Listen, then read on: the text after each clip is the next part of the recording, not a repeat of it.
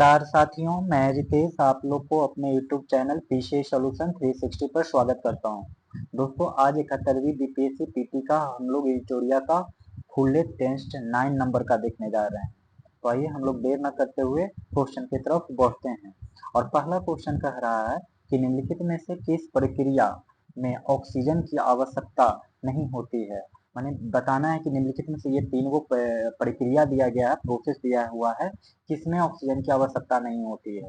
तो प्रकाश संश्लेषण में ऑक्सीजन की आवश्यकता नहीं होती है। बाकी वायवीय में तो जानते करते हैं कि O2 की आवश्यकता होती है और प्रकाश श्वसन में भी O2 की आवश्यकता होती है। अब हम लोग देखते हैं अगला प्रश्न दूसरा क्वेश्चन में कह रहा है कि RH फैक्टर से संबंधित निम्नलिखित कथनों पर विचार करें और कौन सा कथन सही है ये पूछ रहा है। तो देख लीजिए कि कौन सा कथन सही है।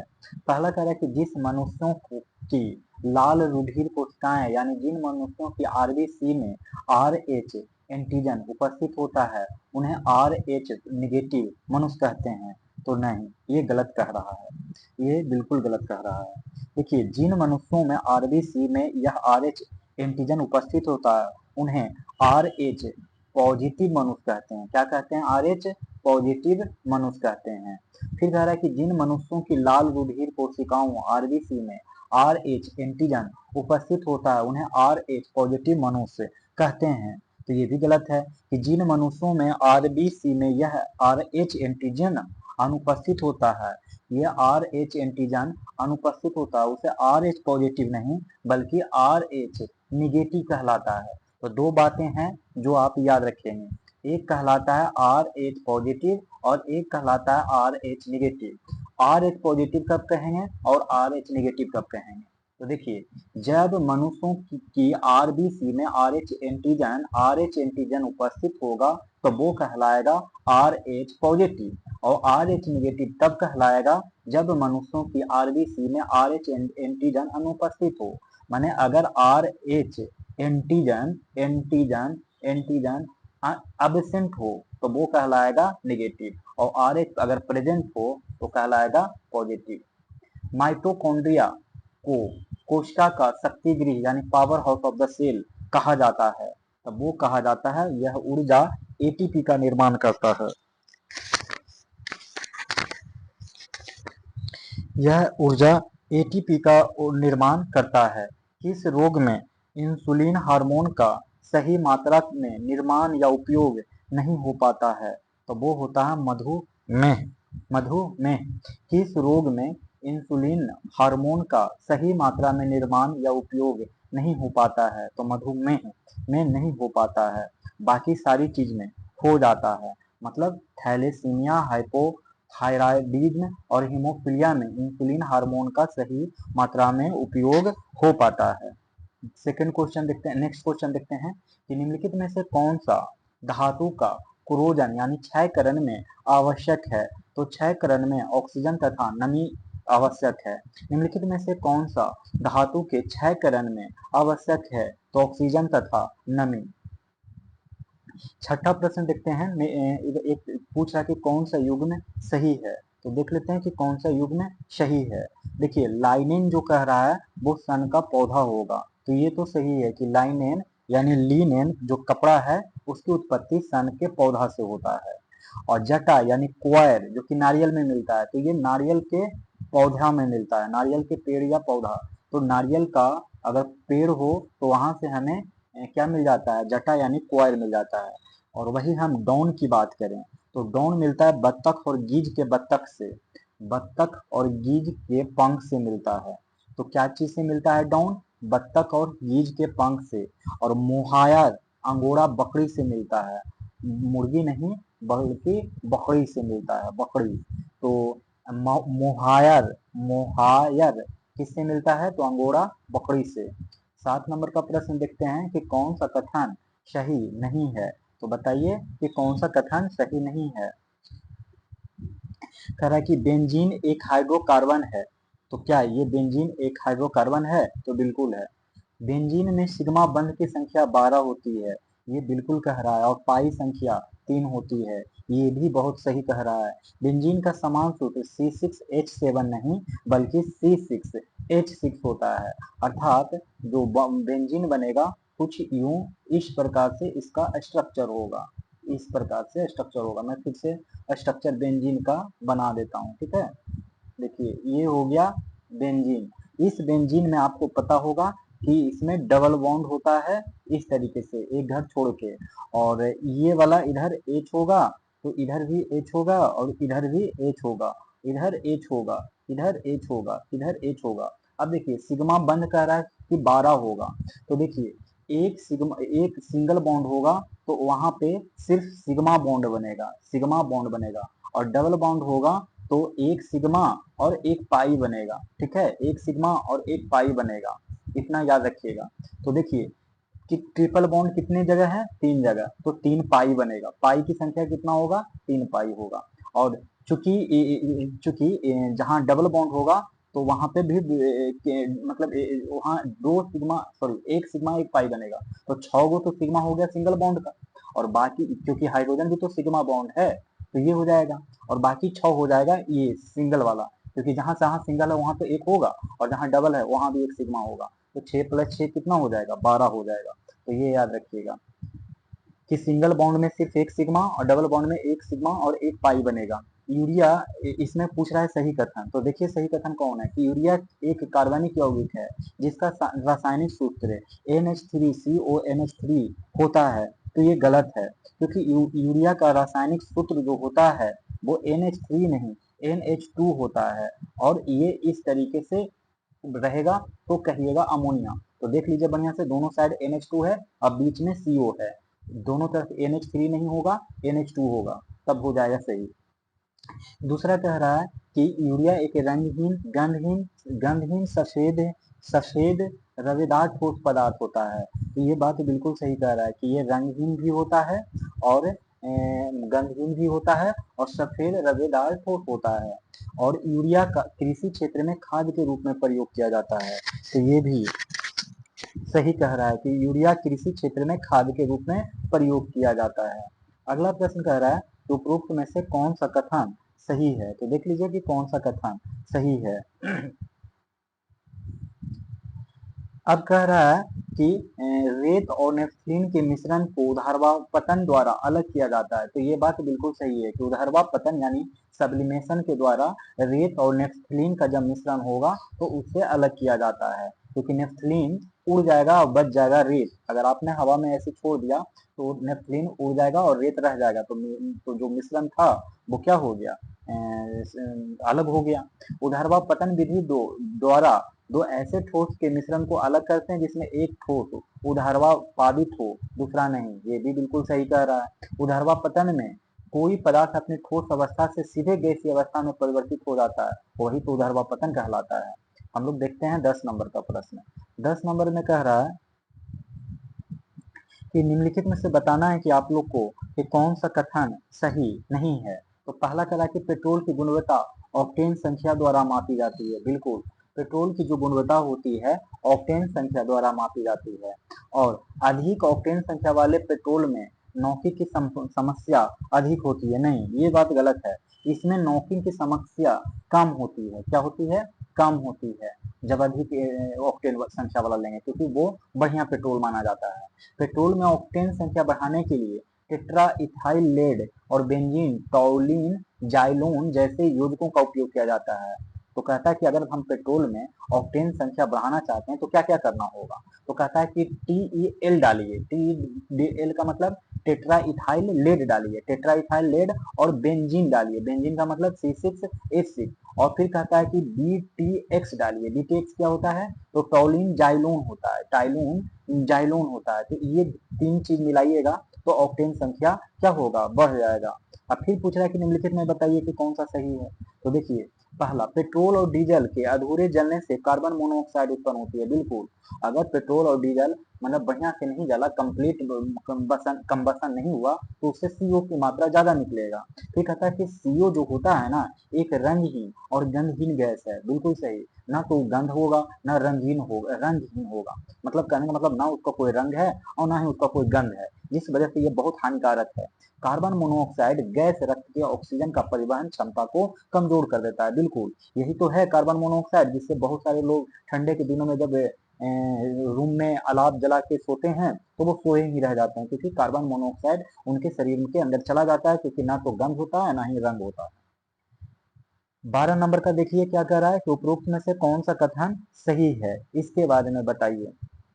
पहला कह रहा है कि पुलिस द्वारा नशे में गाड़ी चलाने वाले की सांस की जांच के लिए फिल्टर पेपर पर पोटेशियम डाइक्रोमेट सल्फ्यूरिक अम्ल होता है। तो ये बात बिल्कुल ही क्या है, सही है कि पुलिस द्वारा नशे में गाड़ी चलाने वाले की सांस के जांच के लिए फिल्टर पेपर पर पोटेशियम डाइक्रोमेट सल्फ्यूरिक अम्ल होता है। और दूसरा कह रहा है कि चूने का पानी या कैल्शियम हाइड्रोक्साइड की क्रिया कार्बन डाइऑक्साइड से होने पर कैल्शियम कार्बोनेट नामक अघुलनशील ठोस बनाता है, जिसके कारण चूने का पानी दूधिया हो जाता है। तो ये पॉइंट भी क्या कह रहा है, सही कह रहा है।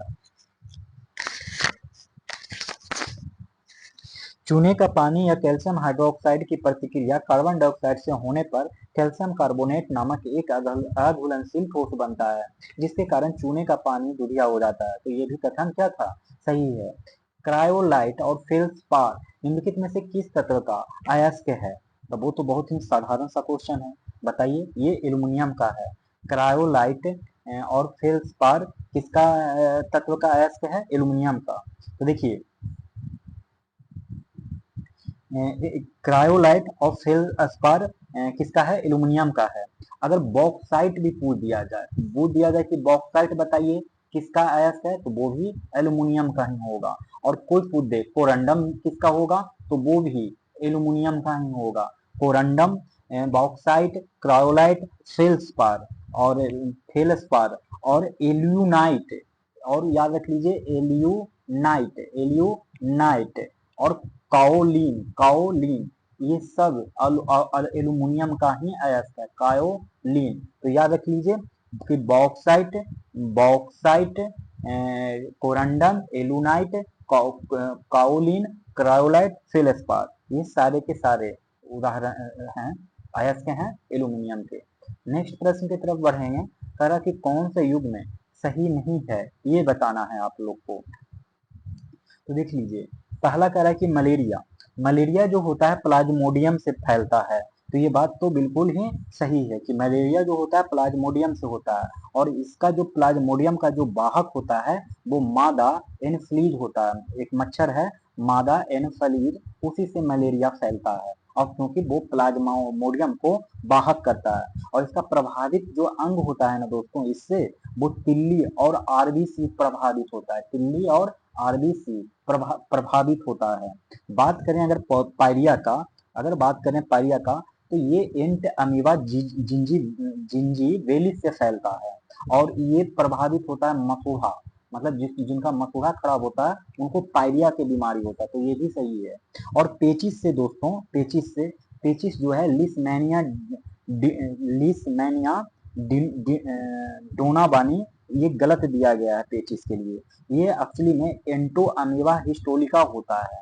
क्या बोलिएगा? एंटो अमीबा अमीबा हिस्टोलिका इसका वाहक है। इसके वजह से होता है, एंटो अमीबा हिस्टोलिका की वजह से पेचिस होता है। और ये आंतों का बीमारी है। पेचिस क्या है? तो आंतों का बीमारी है। और ये जो सोने की बीमारी देख रहे हैं ना, तो वो है ट्रिपैनोसोमा, यानी ये गलत था, यानी सी ऑप्शन होगा। और सोने की बीमारी ट्रिपैनोसोमा से होता है, सोने की बीमारी ट्रिपैनोसोमा। और इसका एक वाहक होता है, सीसी मक्खी के नाम से जाना जाता है। सीसी मक्खी हो जाता है जो ट्रिपैनोसोमा को परजीवी को क्या करता है, लेके जाता है, और मस्तिष्क पर ये वार करता है। कहाँ पे वार करता है? मस्तिष्क पर, ठीक है। अब एक आता है लिस्मैनिया डोनाबानी, ये जो गलत था। ये एक्चुअली ना ये बालू मक्खी को प्रसारित करता है। मैंने वाहक कौन है? बालू मक्खी। और बालू मक्खी क्या करता है? लीसेमैनिया डोनावानिया को ले जाता है और जिससे काला जार का बीमारी हो जाता है। कौन सा बीमारी हो जाता है? काला जार का बीमारी हो जाता है। और ये अस्थि मज्जा पर यानी बोन मैरो पर प्रभाव डालता है। बोन मैरो पर प्रभाव डालता है। तो कुल मिला के मैं यहाँ फिर से आपको रिवाइज करवा देता हूँ, आप अच्छे से रिवाइज कर लीजिए। देखिए, सबसे पहले एक बीमारी है मलेरिया। तो मलेरिया जो है ना, प्लाज्मोडियम से फैलता है। मलेरिया किस चीज से फैलता है? तो प्लाज्मोडियम से फैलता है। और ये प्रभावित करता है तिल्ली और आरबीसी को। तिल्ली और आरबीसी को ये जो प्लाज्मोडियम है जिसके कारण फैलता है, यानी परजीवी जो है प्लाज्मोडियम, ये इसको मादा एक एनाफिलीज मच्छर होता है वो सब जगह लेके जाता है। उसी की वजह से मलेरिया फैलता है। मैंने मादा एनाफिलीज मच्छर होता है वो प्लाज्मोडियम को लेके जाता है और मलेरिया बना देता है। मलेरिया का बीमारी उत्पन्न कर देता है, जिससे तिल्ली और आरबीसी पे काफी ज्यादा इफेक्ट पड़ता है। तो ये हो गया मलेरिया के बारे में। पायरिया के बारे में आप लोग याद रखिए कि पायरिया जिनको होगा उनको मसोहा की बीमारी होता है। और इसका कारण होता है एंट अमीबी जिंजीवेलिस। एंट अमीबा जिंजीवेलिस के कारण पायरिया होता है। और वही अगर बात करें पेचिस का, तो पेचिस जो होता है आंत की बीमारी होता है। पेचिस क्या होता है? आंत की बीमारी। और पेचिस में एंटो अमीबा हिस्टोलिका के कारण होता है। एंटो अमीबा हिस्टोलिका के कारण, एंटो अमीबा हिस्टोलिका के कारण पेचिस की बीमारी होता है, जो आंतों की बीमारी है। एक होता है सोने की बीमारी। सोने का बीमारी जो होता है वो ट्रिपैनोसोमा परजीवी के कारण होता है। ट्रिपैनोसोमा परजीवी के कारण सोने का बीमारी होता है। और ये जो ट्रिपैनोसोमा है उसको सीसी मक्खी जो है इधर से उधर करती है और जिसका असर मस्तिष्क पे पड़ता है। सोने की बीमारी जिनको होगा उसका असर मस्तिष्क पे पड़ेगा। एक होता है लिस्मैनिया डोनावानी। लिस्मैनिया डोनावानी जो परजीवी है वो उसको बालू मक्खी प्रसारित करती है। लिस्मैनिया डोनावानी को बालू की मक्खी जो होता है उसको इधर उधर करता है, उससे कालाजार की बीमारी होता है। और जिनको कालाजार की बीमारी होता है उनको उन पर बोन मैरो पर खतरा होता है। हम लोग देखेंगे नेक्स्ट प्रश्न। और नेक्स्ट प्रश्न कह रहा है कि निम्नलिखित में से किस जंतु का रक्त लाल नहीं होता क्योंकि उसमें हीमोग्लोबिन के स्थान पर अन्य रंजक उपस्थित होता है? तो वो है झींगा। वो क्या है? झींगा। कहता निम्नलिखित में से किस जंतु का रक्त लाल नहीं होता क्योंकि उसमें हीमोग्लोबिन के स्थान पर अन्य रंजक उपस्थित होता है? तो वो होता है झींगा। थायराइड ग्रंथि स्थित होती है, तो वो होती है श्वास नली ट्रैकिया के दोनों ओर लैरिक्स के नीचे। थायराइड ग्रंथि स्थिर होती है तो श्वास नली ट्रेकिया के दोनों ओर लैरिक्स के नीचे। निम्नलिखित में से कौन कर्ण अस्थियां नहीं है? तो कौन कर्ण अस्थियां नहीं है ये बताइए। तो देखिए कि कौन कर्ण अस्थियां नहीं है। तो कार्पलस कर्ण अस्थियां नहीं है, मैंने कान की हड्डियां नहीं है। ठीक है, तो अगला प्रश्न देखिए। ये तो हो गया कि कौन कर्ण अस्थियां नहीं है। तो कार्पलस। तो देखिए कान की हड्डी तीन गो होता है, एक कान में तीन हड्डी, तो दो कान में दो हड्डी हो गया। तो इसको आप ऐसे याद रख लीजिए मिस के नाम से। जैसे लड़कियां लोग मिस होती है ना, वो कान में झुमका लगाती है तो आप मिस करिएगा, तो समझिए मिस। और एम का मतलब होता है मैलियस। एम का मतलब मैलियस, आई का मतलब इनकर और एस का मतलब स्टैटस, जो कि सबसे छोटी हड्डी होती है, सबसे छोटी कान की हड्डी होती है। तो एक कान में मैलियस, इनकस, स्टेप्स, मिस और दूसरे कान में भी सेम होगा। तो टोटल कान की हड्डी कितनी हो जाएगी? टोटल 6 हड्डी हो जाएगी। ठीक है, अगला सवाल देख लेते हैं कि गर्भावस्था के दौरान भ्रूण की स्थिति, विकास तथा किसी संभावित जन्मजात दोष की प्रारंभिक पहचान के लिए कौन सी तकनीक सबसे उपयुक्त मानी जाती है जो आयनीकरणीय प्रकृति हो और हानि रहित हो? तो वो हो जाता है अल्ट्रासोनोग्राफी। गर्भावस्था के दौरान भ्रूण की स्थिति, विकास तथा किसी संभावित जन्मजात दोष की प्रारंभिक पहचान के लिए कौन सी तकनीक सबसे उपयुक्त मानी जाती है जो गैर आयनीकरणीकृत प्रकृति हो और हानि रहित हो? तो वो है अल्ट्रासोनोग्राफी। हम लोग देखेंगे अगले प्रश्न की तरफ। और अगला प्रश्न कह रहा है कि यदि एक उत्तल लेंस की पारदर्शी सतह के कुछ हिस्सों की अपारदर्शी काली पट्टियों से ढक दिया जाए तो बनने वाली छवि पर क्या प्रभाव पड़ेगा? तो वो छवि की तीव्रता कम हो जाएगी। क्या होगा, छवि की तीव्रता कम हो जाएगी, छवि की तीव्रता कम हो जाएगी। यदि एक उत्तल लेंस की पारदर्शी सतह के कुछ हिस्सों की अपारदर्शी काली पट्टियों से ढक दिया जाए तो बनने वाली छवि पर क्या प्रभाव पड़ेगा, तो छवि की तीव्रता कम हो जाएगी। मानव शरीर की तापीय विनियमन प्रणाली में वाष्पीकरण की भूमिका क्या है, तो वो है यह त्वचा की सतह से उष्मा को सोख कर शरीर के तापमान को नियंत्रित करती है। तो ये बात बिल्कुल ही क्या है, सही है कि मानव शरीर की तापीय विनियमन प्रणाली में वाष्पीकरण की भूमिका क्या है, तो यह त्वचा की सतह से उष्मा को सोख कर शरीर के तापमान को नियंत्रित करती है। 21 नंबर के देखिए कि हाइड्रोजन बम किस सिद्धांत पर आधारित है, तो हाइड्रोजन बम जो है वो नाभिकीय संलयन पर आधारित है। हाइड्रोजन बम किस सिद्धांत पर आधारित है, तो नाभिकीय संलयन पर आधारित है। दो समानांतर प्रतिरोध वाले सर्किट का कुल प्रतिरोध 1.5 किलो ओम है।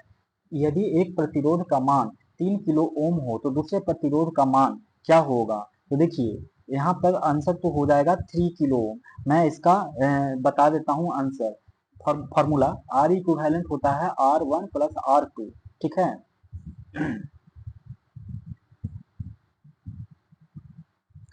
और ये वाला जो फॉर्मूला होता है वो सीरीज का होता है, लेकिन यहाँ समानांतर प्रतिरोध पूछ रहा है, तो ये formula R equivalent equal to 1/R1 plus 1/R2 होगा। जिसमें कह रहा है यदि एक प्रतिरोध मतलब R1 का वैल्यू दिया हुआ 3 को R2 का वैल्यू पूछ रहा है और आर इक्विवेलेंट का दिया हुआ 1.5 किलो ओम, तो यहाँ से आप R2 का वैल्यू आप इजिली निकाल लीजिएगा, तो 3 किलो ओम आएगा। अब बताना है कौन सा युग में सही है, ये बताने का रहा है। तो देखिए कि कौन सा युग में सही है। इसमें मायोपिया के बारे में अगर बात किया जाए तो उत्तल लेंस नहीं होता है बल्कि अवतल लेंस होता है। मायोपिया में कौन सा लेंस होता है, अवतल लेंस होता है। और हाइपरमेट्रोपिया में कहें तो उत्तल लेंस होता है, हाइपरमेट्रोपिया उत्तल लेंस। और अबिंदुकता ये होता है बेलनाकार लेंस। अबिंदुकता क्या होता है, बेलनाकार लेंस। इसी में अगर एक और पूछ दिया जाए मोतियाबिंद, मोतियाबिंद मोतियाबिंद में होता है कृत्रिम लेंस का यूज किया जाता है, कृत्रिम लेंस का उपयोग किया जाता है। मोतियाबिंद में कृत्रिम लेंस का क्या किया जाता है, उपयोग किया जाता है, ठीक है।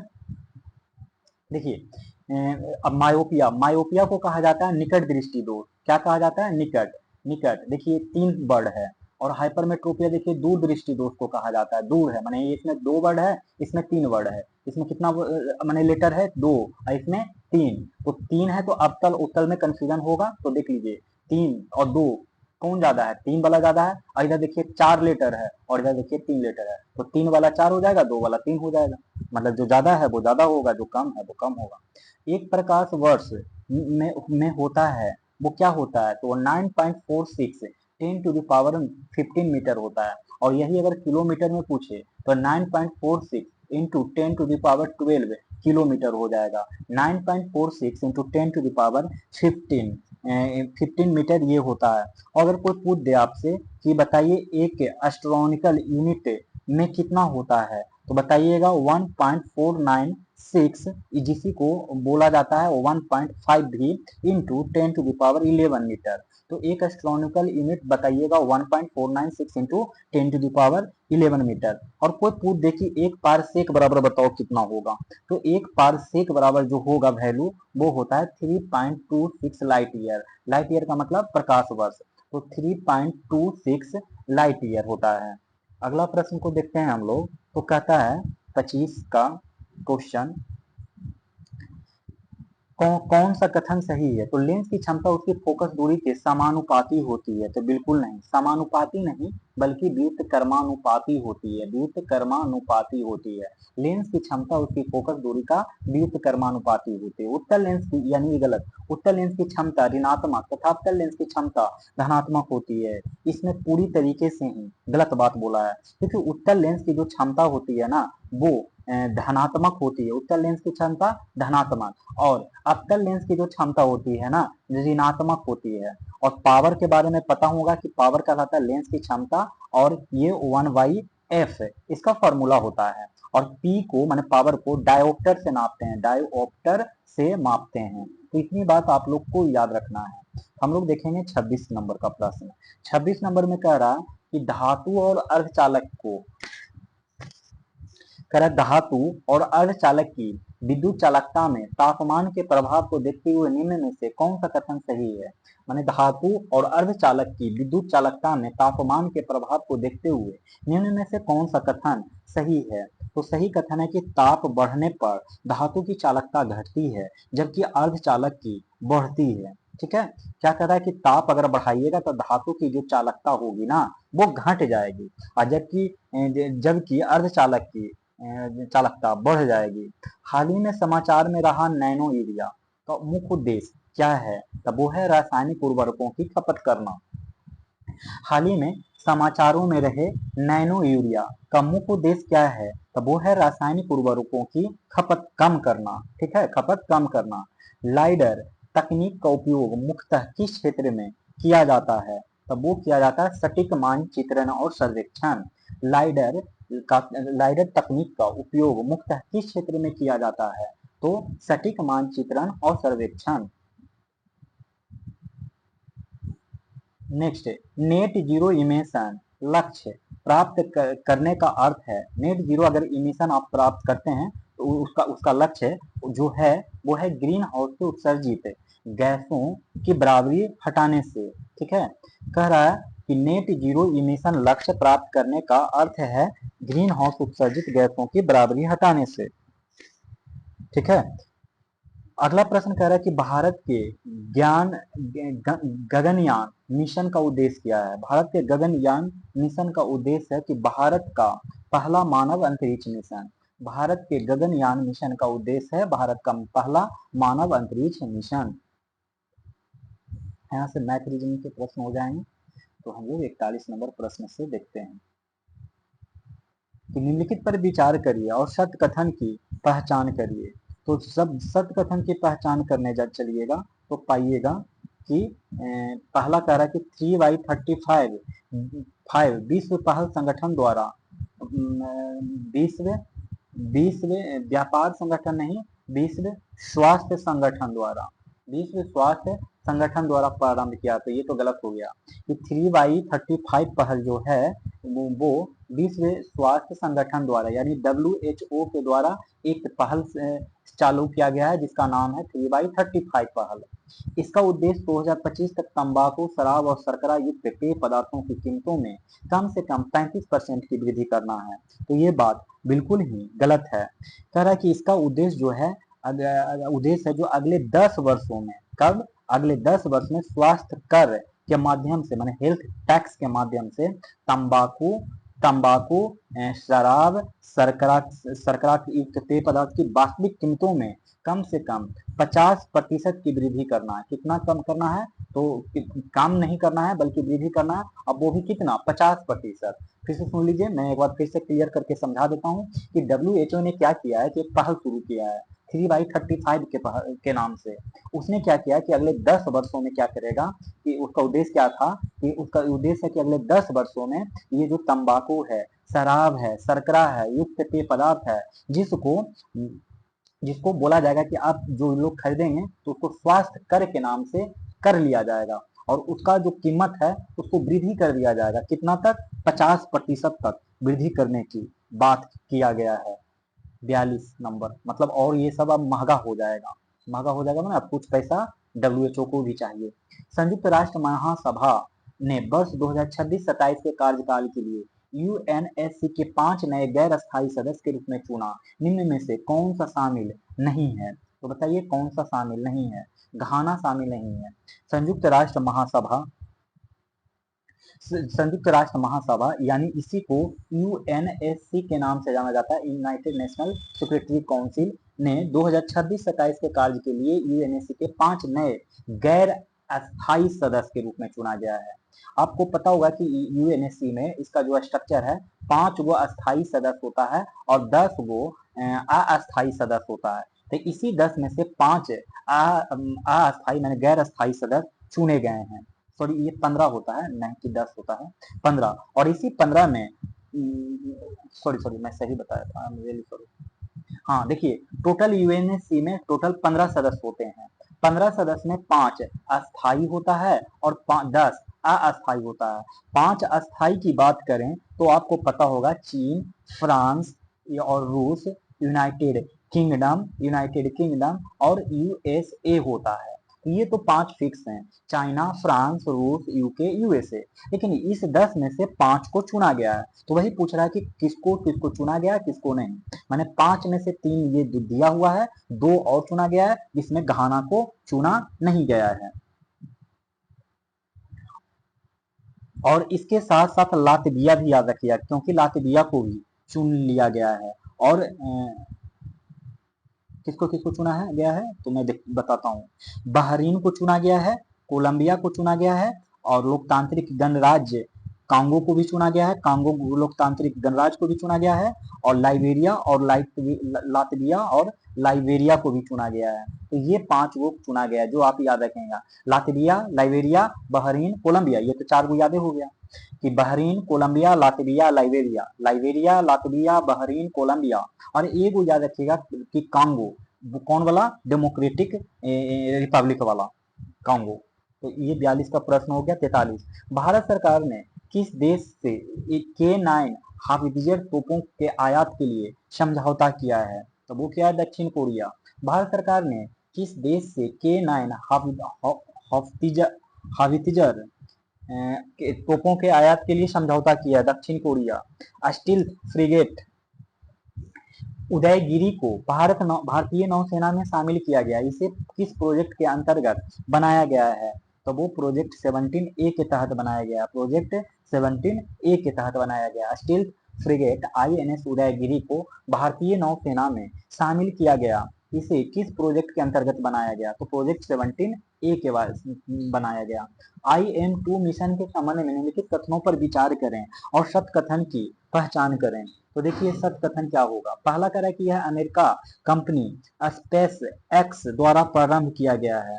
तो ये नहीं, स्पेस एक्स के द्वारा नहीं किया गया है, बल्कि नासा के द्वारा किया गया है। किसके द्वारा? नासा के द्वारा प्रारंभ किया गया IM-2 मिशन। तो ये पहला तो गलत हो गया कि स्पेस एक्स नहीं होगा बल्कि नासा होगा। सेकंड कह रहा है कि इसका उद्देश्य जो IM-2 होगा उसका उद्देश्य क्या है? तो चंद्रमा के दक्षिणी ध्रुव के माउंटेन को भविष्य के चंद्र ठिकानों के लिए बर्फ और दुर्लभ खनिजों की खोज करना था। तो बिल्कुल सही है। IM-2 का मिशन क्या है? तो चंद्रमा के दक्षिणी ध्रुव के मांस माउंटेन को भविष्य के चंद्र ठिकानों के लिए बर्फ और दुर्लभ खनिजों की खोज करना था। हम लोग बढ़ेंगे अगले प्रश्न की तरफ।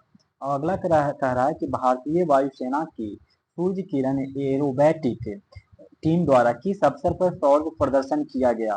तो वीर कुंवर सिंह दिवस 2025। भारतीय वायुसेना की सूर्य किरण एरोबैटिक टीम द्वारा किस अवसर पर सौर प्रदर्शन किया गया? तो वीर कुंवर सिंह दिवस 2025। केंद्रीय बजट 2025-26 में कपास उत्पादकता मिशन की घोषणा की गई। इसमें मुख्य रूप से किस प्रकार के कपास उत्पादन को बढ़ावा दी जाएगी? तो वो दी जाएगी extra long staple cotton. Extra long staple cotton. केंद्रीय बजट 2025-2026 में कपास उत्पादकता मिशन की घोषणा की गई। इसमें मुख्य रूप से किस प्रकार के कपास उत्पादन को बढ़ावा दी जाएगी? तो एक्स्ट्रा लॉन्ग स्टेपल कॉटन दिया गया। आर्थिक सर्वेक्षण 2024-25 के अनुसार भारतीय रेलवे दुनिया का सबसे बड़ा रेलवे नेटवर्क है। तब वो नेटवर्क क्या है? तब वो हो जाएगा चौथा। आर्थिक सर्वेक्षण 2024-25 के अनुसार भारतीय रेलवे दुनिया का सबसे बड़ा रेलवे नेटवर्क है। ठीक है, दूसरा का चौथा सबसे बड़ा रेलवे नेटवर्क है। फिट इंडिया मूवमेंट के ब्रांड एम्बेसडर कौन है? तो नरेंद्र कुमार यादव। कौन है? नरेंद्र कुमार यादव। 49 हो गया। अब 50 देखते हैं। फिर से क्वेश्चन देख लीजिए। फिट इंडिया मूवमेंट के ब्रांड एम्बेसडर तो नरेंद्र कुमार यादव। 57वां ऑस्कर पुरस्कार अवार्ड 2025 में सर्वश्रेष्ठ फिल्म किसे नामित किया गया है? तो जो सर्वश्रेष्ठ फिल्म है वो है अनोरा। कौन सा फिल्म है? अनोरा। अनोरा। तो सर्वश्रेष्ठ फिल्म 57वां जो ऑस्कर अवार्ड हुआ है तो उसमें सर्वश्रेष्ठ फिल्म अनोरा है। और इसमें सर्वश्रेष्ठ निर्देशक जो मिला है अनोरा के लिए ही, वो शॉन बेकर को मिला है। शॉन बेकर सर्वश्रेष्ठ निर्देशक कौन हो गए? शॉन बेकर, जिनको ऑस्कर अवार्ड मिला है इसी अनोरा फिल्म के लिए। और अभिनेत्री, इसी अनोरा के लिए अभिनेत्री को मिला है जिनका नाम है Mikey medicine. Medicine medicine medicine, याद रखिएगा दो गो नाम।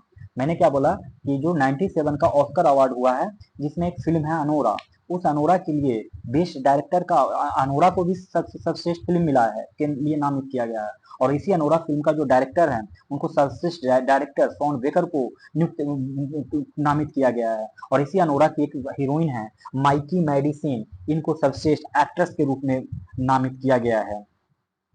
और इसके ऑस्कर अवार्ड में जो अच्छे अभिनेता हैं, माने सर्वश्रेष्ठ अभिनेता, उनको किनको बनाया गया है? तो ब्रॉडी को बनाया गया है। और फिल्म है द ब्रूटलिस्ट। द ब्रूटलिस्ट का एक हीरो है जिनका नाम है एड्रियन, क्या नाम है? Adrien Brody. Adrien Brody Brody तो ये इनको बनाया गया, द ब्रूटलिस्ट के लिए एक अभिनेता है एड्रियन ब्रॉडी, उनको सर्वश्रेष्ठ अभिनेता चुना गया है। और इंडिया की तरफ से जो ऑस्कर में भेजा गया है वो लापता लेडीज को भेजा गया है। और लघु फिल्म अनुजा को भी सर्वश्रेष्ठ लघु फिल्म के रूप में नामांकित किया गया है। एक फिल्म है अनुजा, उसको लघु फिल्म के लिए किया गया है। देखेंगे अगला प्रश्न, 51 नंबर में कह रहा है कि असत्य कथन को चुने। तो असत्य कथन देखिए कौन सा है कि भारत वैश्विक स्तर पर उर्वरकों का तीसरा सबसे बड़ा उपभोक्ता है। तो हाँ नहीं गलत, दूसरा है। भारत वैश्विक स्तर पर उर्वरकों का दूसरा सबसे बड़ा उपभोक्ता है। भारत सरकार ने 2023 तक यूरिया आयात बंद करने का लक्ष्य रखा है। तो क्या ये बात सही है? ये तो गलत है। भारत ने हरित उत्पादन 2025 तक यूरिया आयात समाप्त करने का महत्वाकांक्षी लक्ष्य रखा है। 2025 नहीं बल्कि 2025। वर्तमान में भारत दूसरा सबसे बड़ा उत्पादक बना हुआ है। तो उपभोक्ता में तो दूसरा है, लेकिन उत्पादक के बारे में क्या ख्याल है आपका?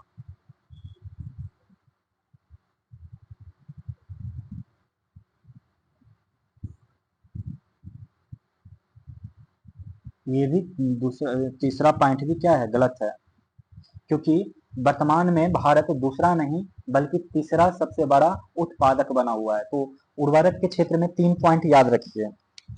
पहला पॉइंट ये याद है कि भारत वैश्विक स्तर पर उर्वरकों का सबसे बड़ा उपभोक्ता दूसरा नंबर पर है। उपभोक्ता की दृष्टि से देखा जाए, उपभोक्ता की दृष्टि से उर्वरक के बारे में तो दूसरा है। और अगर उत्पादक की दृष्टि से देखा जाए, उत्पादक की दृष्टि से तो वो है तीसरा। उत्पादक तीसरा और उपभोक्ता दूसरा है। ठीक है। और क्या है, और अगर इसको यूरिया जो आयात करता है भारत, वो लक्ष्य रखा है कि 2025 में हम नहीं करेंगे, 2025 से खुद ही प्रोड्यूस करेंगे, खुद ही कंज्यूम करेंगे। अब देखिए यहाँ पर कह रहा है नोबेल पुरस्कार से संबंधित। नोबेल पुरस्कार से एक वीडियो में हमने बहुत सारी चीजें याद करवाया था, तो यहाँ पे टाइम वेस्ट हम नहीं करेंगे, सीधा कह रहा है कि इसमें गलत कथन चुने। तो गलत कथन जो है वो है कि साहित्य का नोबेल पुरस्कार दूसरी बार किसी महिला को मिला है। तो नहीं, साहित्य का पुरस्कार आप लोग को पता होगा कि दूसरी बार महिला को नहीं मिला है। ये अब तक का साहित्य का नोबेल पाने वाली पहली ही महिला है। और किनको मिला है? तो हान कांग को, जो कि दक्षिण कोरिया की हैं। ठीक है, ये पहली ही महिला है। और भौतिक यानी पहला सही कह रहा है कि भौतिक के नोबेल पुरस्कार कृत्रिम तंत्रिका नेटवर्क के साथ मशीन लर्निंग के सक्षम बनाने हेतु दिया गया है। तो ये बात बिल्कुल ही सही है। और किनको किनको दिया है? तो हिंटन को दिया गया है, और जेफरी हिंटन और हॉपफील्ड को दिया गया। तो दो को दिया गया है। किनको? हॉपफील्ड और हिंटन को। चिकित्सा का नोबेल पुरस्कार माइक्रो आरएनए से संबंधित है। तो ये भी बात क्या है? सही है। लेकिन इनमें गैरी रूबकुन और विक्टर एम्ब्रोस को चिकित्सा के क्षेत्र में दिया गया है। और अर्थशास्त्र के नोबेल पुरस्कार जीतने वाले सभी अमेरिकी नागरिक हैं। बिल्कुल सही। और उनके नाम क्या है? तो उनके जो नाम है वो इस मोगलू और जॉनसन रॉबिन्सन इस मोगलू हैं। इतनी बात तो आप याद रखेंगे। 53 यूएस ओपन 2024 में, ध्यान से देखिएगा, यूएस ओपन 2024 वाला पूछ रहा है, एकल उप विजेता कौन है? पुरुष वाला। तो पुरुष वाला कौन है? तो वो हैं टेलर फ्रीड्स। कौन है? टेलर फ्रीड्स।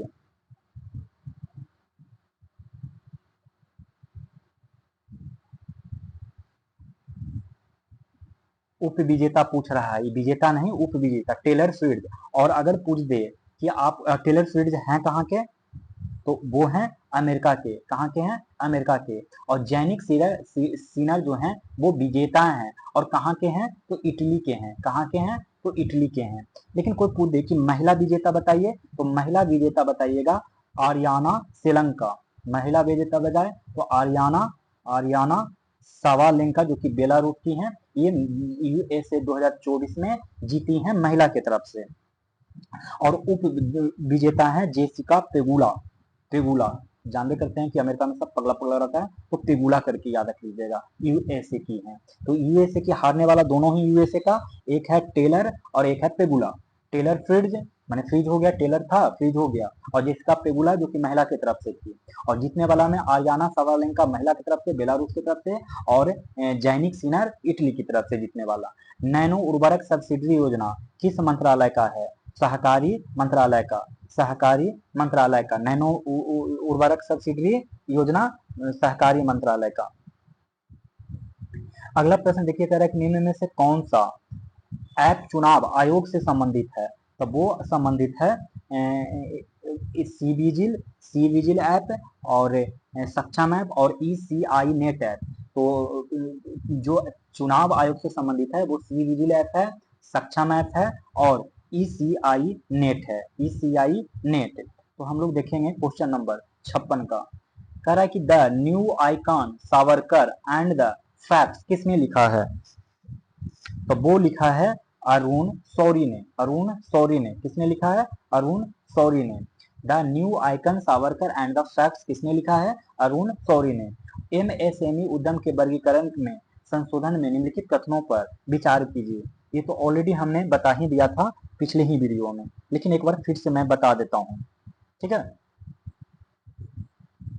अभी याद रखिए MSM, ठीक है, और एम को कहते हैं हिंदी में सूक्ष्म, सूक्ष्म, और इसको कहेंगे लघु, और इसको कहेंगे मध्यम, मध्यम, ठीक है, इसको कहेंगे।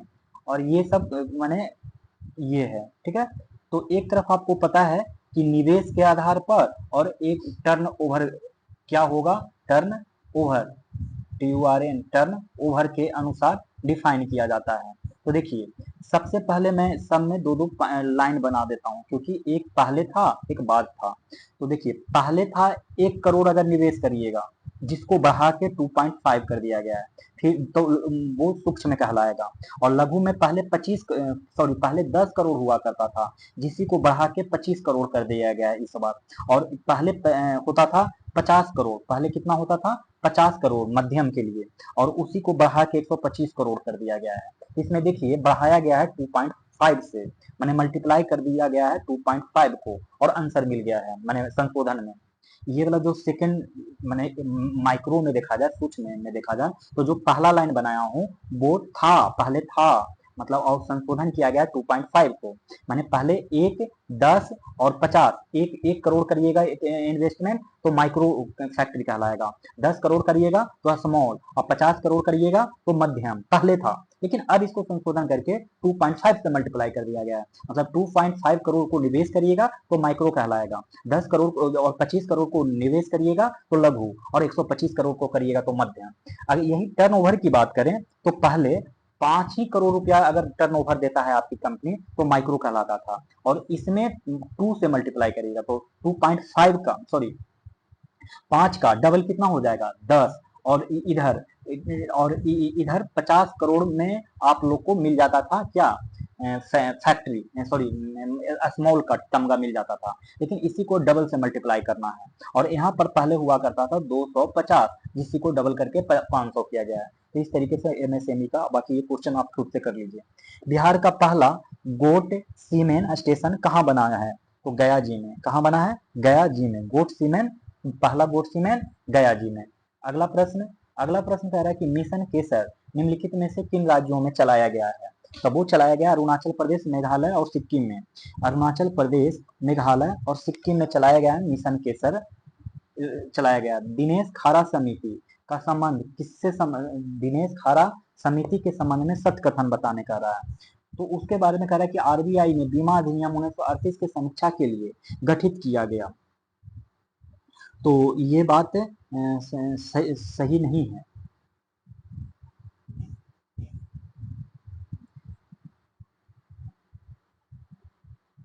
देखिए एक्चुअली जो दिनेश खारा समिति है इसमें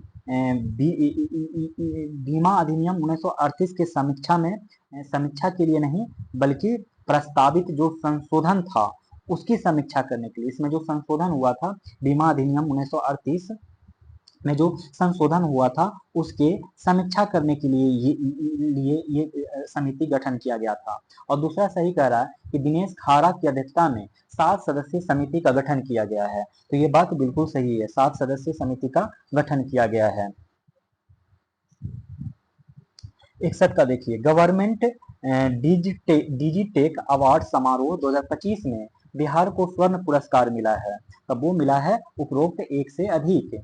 गवर्नमेंट डिजिटेक अवार्ड समारोह 2025 में बिहार को स्वर्ण पुरस्कार मिला है, तो उपरोक्त एक में एक से अधिक मिला है। तो किसको किसको मिला है बता सकते हैं क्या? आप लोग इसको बताइएगा कि किसको किसको मिला है। बिहार कृषि ऐप को भी मिला है, स्मार्ट प्रीपेड मीटरिंग को भी मिला है, और डिजिटेक अवार्ड्स किसको किसको मिला है? तो स्मार्ट प्रीपेड मीटरिंग के लिए और बिहार कृषि ऐप के लिए भी मिला है, और जीविका के लिए नहीं आया है। हम लोग 62 का नंबर देखें। प्रश्न कह रहा है कि भारत और अमेरिका के वायु सेनाओं के अभ्यास मैंने डैश भर रहा, तो मैं डायरेक्ट आंसर देख के बताता हूं तो समझ में आ जाएगा। देखिए आंसर होगा ये वाला, माने टाइगर क्लॉ 2025 जो कि भारत और अमेरिका, जैसे टाइगर लगे तो भारत और अमेरिका, और इसके बीच वायुसेना, क्लॉ का मतलब होता है वायुसेना, तो ऐसे समझ लीजिए टाइगर क्लॉ 2025 भारत और अमेरिका के बीच वायुसेनाओं के अभ्यास का प्रथम संस्करण है जो कि उत्तर प्रदेश के बागपत में हुआ है। तो फिर से समझिए, टाइगर क्लॉ 2025 किसके किसके बीच में हुआ? तो इंडिया और यूएसए के बीच में हुआ। और ये कौन से सेना में हुआ? तो वायु सेना में हुआ। कहाँ हुआ? तो उत्तर प्रदेश के बागपत में। और ये पहला ही संस्करण था, न कि दूसरा संस्करण था। तो भारत और अमेरिका से संबंधित बहुत सारे चलते हैं, जैसे टाइगर क्लॉ हो गया, टाइगर ट्रम्प हो गया जिसका चौथा संस्करण भी हुआ है जो कि तीनों सेवाओं में होता है, और वो हुआ था विशाखापट्टनम में। टाइगर क्लॉ पूछे तो उत्तर प्रदेश के बागपत में, और टाइगर ट्रम्प बोले तो आंध्र प्रदेश के विशाखापट्टनम में। और युद्धाभ्यास भी होता है जो कि थल सेना के बीच में होता है, राजस्थान में हुआ था। युद्धाभ्यास राजस्थान में हुआ था। वज्र प्रहार का 15वां संस्करण भी थल सेना के बीच अमेरिका में हुआ था। तो ये बात आप लोग को याद रखिएगा। 63 नंबर का हम लोग अगर प्रश्न देखें तो 63 नंबर में कह रहा है कि ऑपरेशन सर्द हवा किसके द्वारा लॉन्च किया गया है? तो बॉर्डर सिक्योरिटी फोर्स के द्वारा, बीएसएफ के द्वारा। और सर्द हवा ऑपरेशन बॉर्डर सिक्योरिटी फोर्स के द्वारा। हाल ही में 22 से 27 फरवरी 2025 तक आयोजित बिहार पुलिस सप्ताह 2025 का विषय क्या था? तो वो था साइबर सुरक्षा। वो क्या था? साइबर सुरक्षा था। हाल ही में 22 से 27 फरवरी 2025 तक आयोजित बिहार पुलिस सप्ताह 2025 का विषय क्या था? तो साइबर सुरक्षा था। हाल ही में बिहार सरकार ने बिहार के किस जिले में 2400 मेगावाट क्षमता के ताप विद्युत संयंत्र के निर्माण की मंजूरी दी है? तो वो दी है भागलपुर में। भागलपुर। हाल ही में बिहार सरकार ने बिहार के किस जिले में 2400 मेगावाट क्षमता के ताप विद्युत संयंत्र का निर्माण की मंजूरी दी है? भागलपुर। बिहार का सबसे बड़ा कचरा निपटान संयंत्र किस जिले में बनाया जाएगा? तो वो बनाया जाएगा मुजफ्फरपुर में। कहाँ बनाया जाएगा? मुजफ्फरपुर में। बिहार का सबसे बड़ा कचरा निपटान संयंत्र किस जिले में बनाया जाएगा? मुजफ्फरपुर में। हाल ही में पटना में आयोजित कौशल विकास पर राष्ट्रीय सम्मेलन का विषय क्या था? तो वो था भविष्य के लिए तैयार कार्यबल हेतु अंतर को पाटना। हाल ही में पटना में आयोजित कौशल विकास पर राष्ट्रीय सम्मेलन का विषय क्या था? तो भविष्य के लिए तैयार कार्यबल हेतु अंतर को पाटना था। महिला विश्व कप कबड्डी चैंपियनशिप 2025 के संबंध में गलत कथन बताने कह रहा है। तो देखिए कौन से कथन गलत हैं। पहला कर रहा है महिला विश्व कप चैंपियनशिप के बारे में कि ये 2025 में जून 2025 में आयोजित किया गया, यानी जून 2025 में महिला विश्व कप कबड्डी चैंपियनशिप आयोजित किया गया। और उसमें कह रहा है 10 देशों ने भाग लिया, तो ये बात गलत है कि 10 देशों ने भाग नहीं लिया।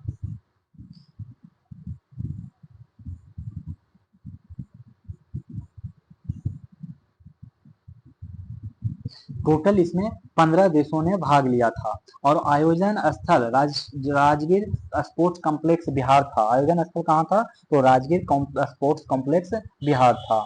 हाल ही में मोतिहारी में आयोजित शौर्य वेदनम उत्सव किससे संबंधित था? शौर्य वेदनम उत्सव भारतीय सेना और उनके हथियार से संबंधित था। भारतीय सेना और उनके हथियार से हाल ही में मोतिहारी में आयोजित शौर्य वेदनम उत्सव भारतीय सेना और उनके हथियार से संबंधित था। अभी एक तरफ अभिलेख है, दूसरी तरफ उसका सूचना है, तो देख लीजिए। जो भीतरी स्तंभ अभिलेख है वो संबंधित है खून के आक्रमण का उल्लेख है। भीतरी स्तंभ अभिलेख खून के आक्रमण का उल्लेख है। और मंदसौर अभिलेख रेशम बुनकरों का उल्लेख है। मंदसौर अभिलेख में क्या लिखा हुआ है? तो रेशम बुनकरों का उल्लेख। अगर कोई पूछे भीतरी स्तंभ लेख में क्या है, तो खून आक्रमण का उल्लेख किया हुआ है। उसी प्रकार से एरन अभिलेख में सती प्रथा का उल्लेख मिलता है। एरन अभिलेख में सती प्रथा का उल्लेख मिलता है। और बोगाज कोई यानी एशिया माइनर का अभिलेख जो बोगाज कोई है उसे वैदिक देवताओं का उल्लेख मिलता है, जिसमें इंद्र, मित्र, वरुण और नास्ते 3 बोगाज कोई में ईश्वर हैं जिनके बारे में कहा गया है। एक इंद्र के बारे में और एक इंद्र मित्र के बारे में और एक वरुण के बारे में और एक नासत्य के बारे में, नासत्य के बारे में, तीन वो भगवान के बारे में है। अगला प्रश्न हम लोग देखते हैं, कह रहा है कि बैटरी भंडारण क्षमता वाली भारत की सबसे बड़ी सौर ऊर्जा परियोजना बिहार के किस जिले में स्थापित की जा रही है? तो वो लखीसराय में। बैटरी भंडारण क्षमता वाली भारत की सबसे बड़ी सौर ऊर्जा परियोजना बिहार के किस जिले में स्थापित की जा रही है? लखीसराय। निम्नलिखित कथनों पर विचार करें और सही कथन के बारे में बताइए। तो पहला कथन देखिए क्या है? सही है कि हड़प्पा सभ्यता के स्थल सुरकोटड़ा, कालीबंगन एवं लोथल से घोड़े के अस्थि पंजर के साक्ष्य मिले हैं। तो ये बात बिल्कुल ही सही है कि हड़प्पा सभ्यता के स्थल सुरकोटड़ा, कालीबंगन एवं लोथल से घोड़े के अस्थि पंजर के साक्ष्य मिले हैं। और कह रहा है कि हड़प्पा सभ्यता का सबसे बड़ा हड़प्पा था। नहीं, ये बिल्कुल गलत है। ये था राखी गढ़ी जो कि हरियाणा में है। सबसे बड़ा स्थल कौन है? तो राखी गढ़ी जो कि हरियाणा में है। हड़प्पा सभ्यता का सबसे बड़ा स्थल राखी गढ़ी जो कि हरियाणा में है। और बाकी तीसरा भी जो कह रहा है गलत ही है कि हड़प्पा सभ्यता में माप ताल की इकाई 10 के गुणक में था। 10 के गुणक में नहीं बल्कि 16 के गुणक में था। कितने के गुणक में? 16 के गुणक में। और चौथा सही कह रहा है कि हड़प्पा सभ्यता के लोगों ने नगरों तथा घरों के विन्यास के लिए ग्रिड पद्धति को अपनाया था। तो ये सही है कि हड़प्पा सभ्यता के लोगों ने नगरों तथा घरों के विन्यास के लिए ग्रिड पद्धति को अपनाया था। 13 नंबर का देखिए, बैक्ट्रियन शासक सेल्यूकस निकेटर का राजदूत जो चंद्रगुप्त मौर्य के दरबार में उपस्थित हुआ था, तब वो हुआ था मेगास्थनीज के दरबार में। बैक्ट्रियन शासक सेल्यूकस निकेटर का राजदूत जो चंद्रगुप्त मौर्य के राज दरबार में उपस्थित हुआ था, तब वो हुआ था मेगास्थनीज के दरबार में। दंती दुर्ग ने कृति वर्मन द्वितीय को हराकर पूर्ण शाही पद कब ग्रहण कर लिया? तो वो 753 ईस्वी में। 753 ईस्वी में दंती दुर्ग ने कीर्ति वर्मन द्वितीय को हराकर पूर्ण शाही पद कब ग्रहण कर किया? तो 753 ईस्वी में। ठीक है।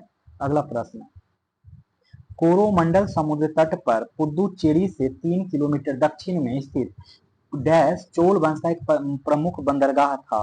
तो वो कौन सा था? अरिकामेडु था। कौन था? अरिकामेडु। कोरोमंडल समुद्र तट पर पुदुचेरी से 3 किलोमीटर दक्षिण में स्थित अरिकामेडु चोल वंश का एक प्रमुख बंदरगाह था।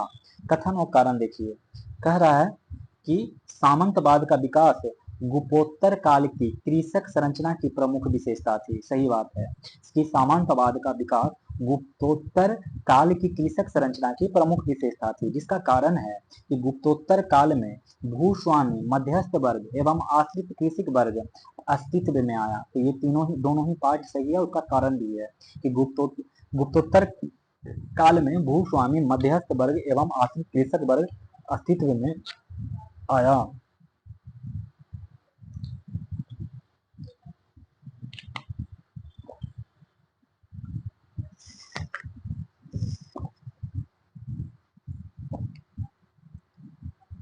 दिल्ली सल्तनत के निम्नलिखित शासनों का शासन क्रम क्रमानुसार सजाने कह रहा है। तो देखिए रुकनुद्दीन फिरोज का जो शासन काल है रहा था 1236 ईस्वी में बना था।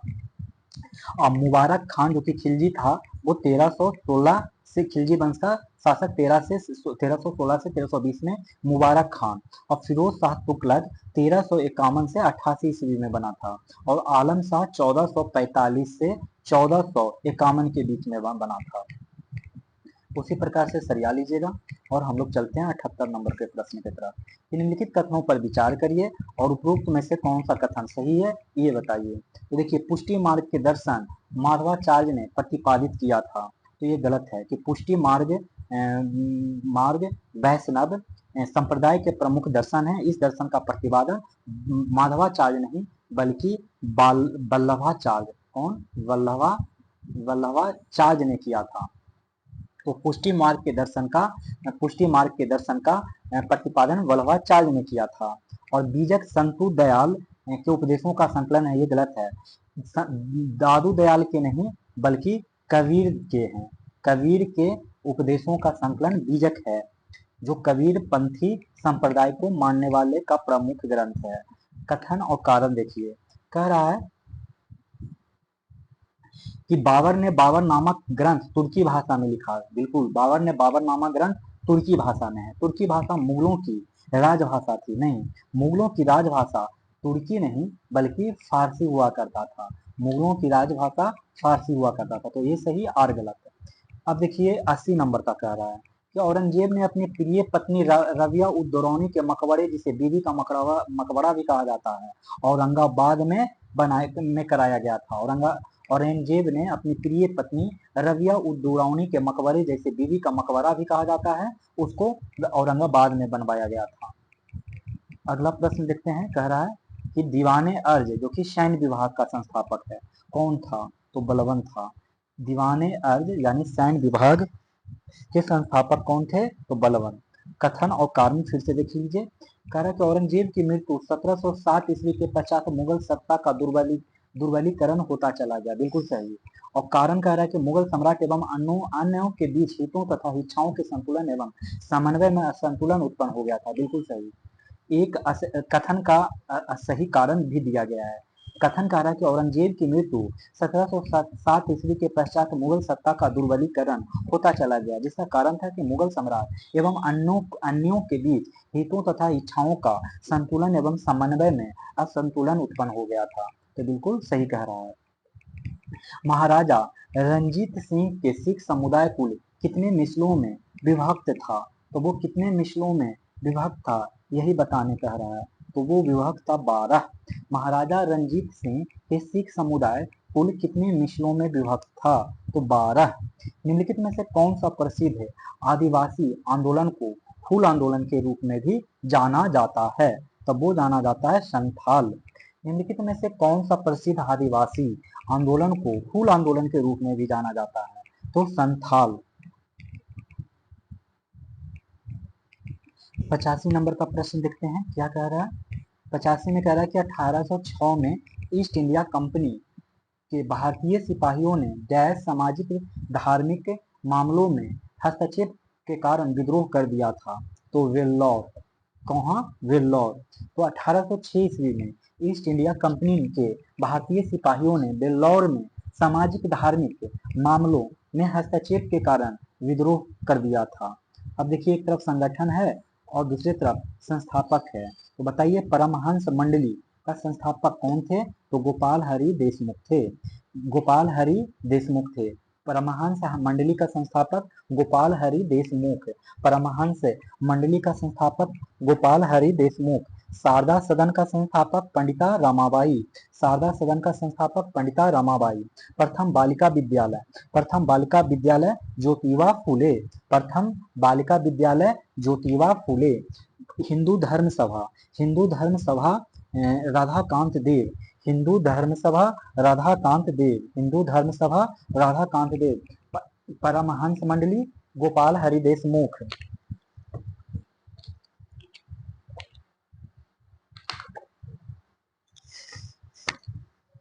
परमहंस मंडली गोपाल हरि देशमुख, शारदा सदन पंडित रमाबाई, शारदा सदन पंडित रमाबाई, प्रथम बालिका विद्यालय ज्योतिबा फूले, प्रथम बालिका विद्यालय ज्योतिबा फूले, हिंदू धर्म सभा राधाकांत देव। अब इसमें बताना है आप लोग को कि संस्थाओं पर विचार करें और उपरोक्त संस्थानों में सबसे पहले स्थापित होने वाली संस्था कौन सी थी। तो सबसे पहले स्थापित होने वाली संस्था बताइए कि कौन सी थी। तो देखिए, एक है अभिनव भारत, जिसकी स्थापना 1904 में हुई थी। अभिनव भारत की स्थापना 1904 में। और मुस्लिम लीग की स्थापना 1906 में, मुस्लिम लीग का स्थापना 1906 में हुआ था। और अनुशीलन समिति की स्थापना 1907 में हुआ था। 1907 में अनुशीलन समिति की स्थापना हुआ था। भारत सेवक संघ की स्थापना गोपाल कृष्ण गोखले के द्वारा, गोपाल कृष्ण गोखले के द्वारा हुआ था। तो भारत सेवक संघ की स्थापना गोपाल कृष्ण गोखले 1905 में हुआ था। ठीक है, तो ऐसे याद रख लीजिए कि भारत सेवक संघ 1905 में। तो फिर से देख लीजिए, मुस्लिम लीग की स्थापना 1906, सबसे पहले 1904 में अभिनव भारत, फिर 1905 में भारत सेवक संघ, फिर 1906 में मुस्लिम लीग, 1907 में अनुशीलन समिति। तो अनुशीलन समिति 1907 में, 1906 में मुस्लिम लीग, 1905 में भारत सेवक संघ और अभिनव भारत 1904 में। तो सबसे पहले कौन हुआ आप ही बताइए। तो अभिनव भारत। देखिए, अभिनव भारत के जो संस्थापक हुआ करते थे वो विनायक दामोदर सावरकर हुआ करते थे, जो कि 1904 में हुआ। और 1905 में मुस्लिम लीग, 1905 में भारत सेवक संघ, जिसका स्थापना गोपाल कृष्ण गोखले ने किया। तो गोपाल कृष्ण गोखले ने 1905 में भारत सेवक संघ, 1904 में अभिनव भारत विनायक दामोदर सावरकर, और 1906 में मुस्लिम लीग, और मुस्लिम लीग का स्थापना किया था आगा खां और सलीम उल्लाह ने, आगा खां और सलीम उल्लाह ने।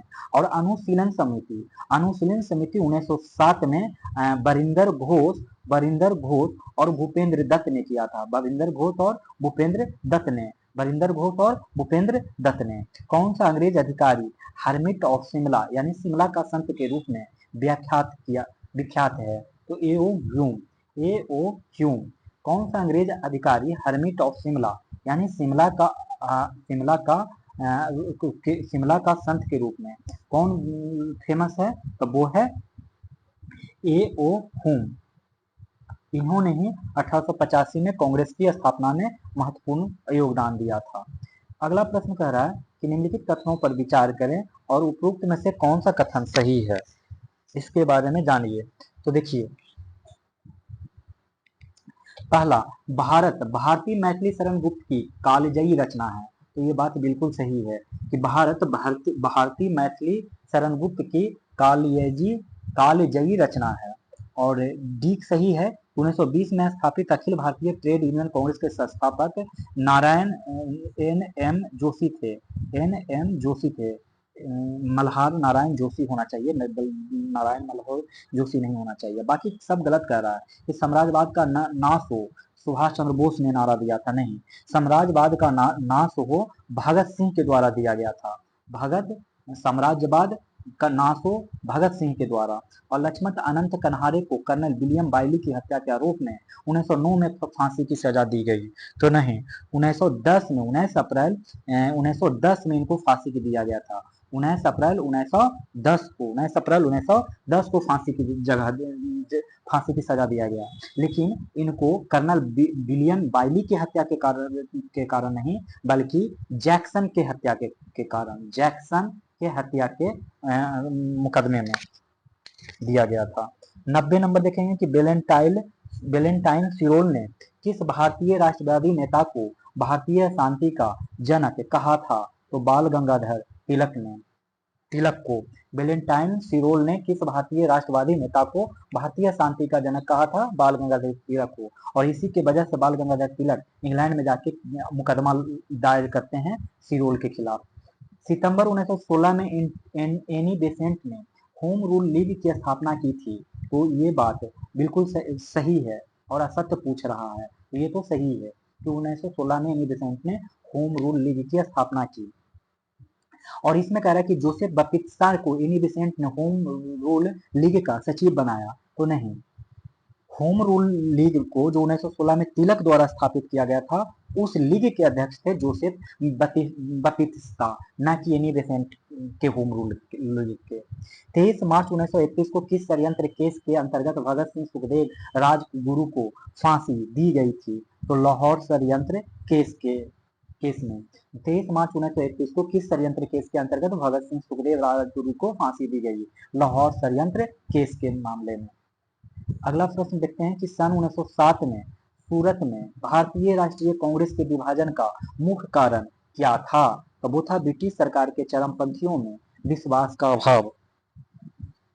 सन 1907 में सूरत में भारतीय राष्ट्रीय कांग्रेस के विभाजन का मुख्य कारण क्या था? तो ब्रिटिश सरकार के साथ चरमपंथियों में विश्वास का अभाव। 94 नंबर का प्रश्न देखिए, कह रहा है कि निम्नलिखित पर विचार करिए, कौन सा कथन सही है ये बताइए।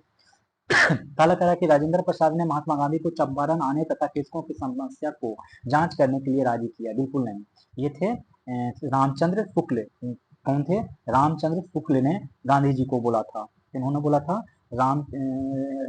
सॉरी राजचंद्र शुक्ल, मतलब शुक्ल जी थे जो बोला था, इसलिए गलत है। चंपारण जांच में आचार्य जेपी कृपलानी महात्मा गांधी के सहयोगी में से एक थे, तो हाँ ये सहयोगी में से एक थे। और कौन कौन थे? तो राजेंद्र प्रसाद भी थे, महादेव देसाई भी थे, और अनुग्रह नारायण सिंह और राजकिशोर प्रसाद भी शामिल थे। कथन और कारण देखिए, तो कथन कर रहा है कि ब्रिटेन में भारत को 1947 में स्वतंत्रता प्रदान कर दी, तो बिल्कुल ब्रिटेन ने भारत को ही 15 अगस्त 1947 में स्वतंत्रता प्रदान की।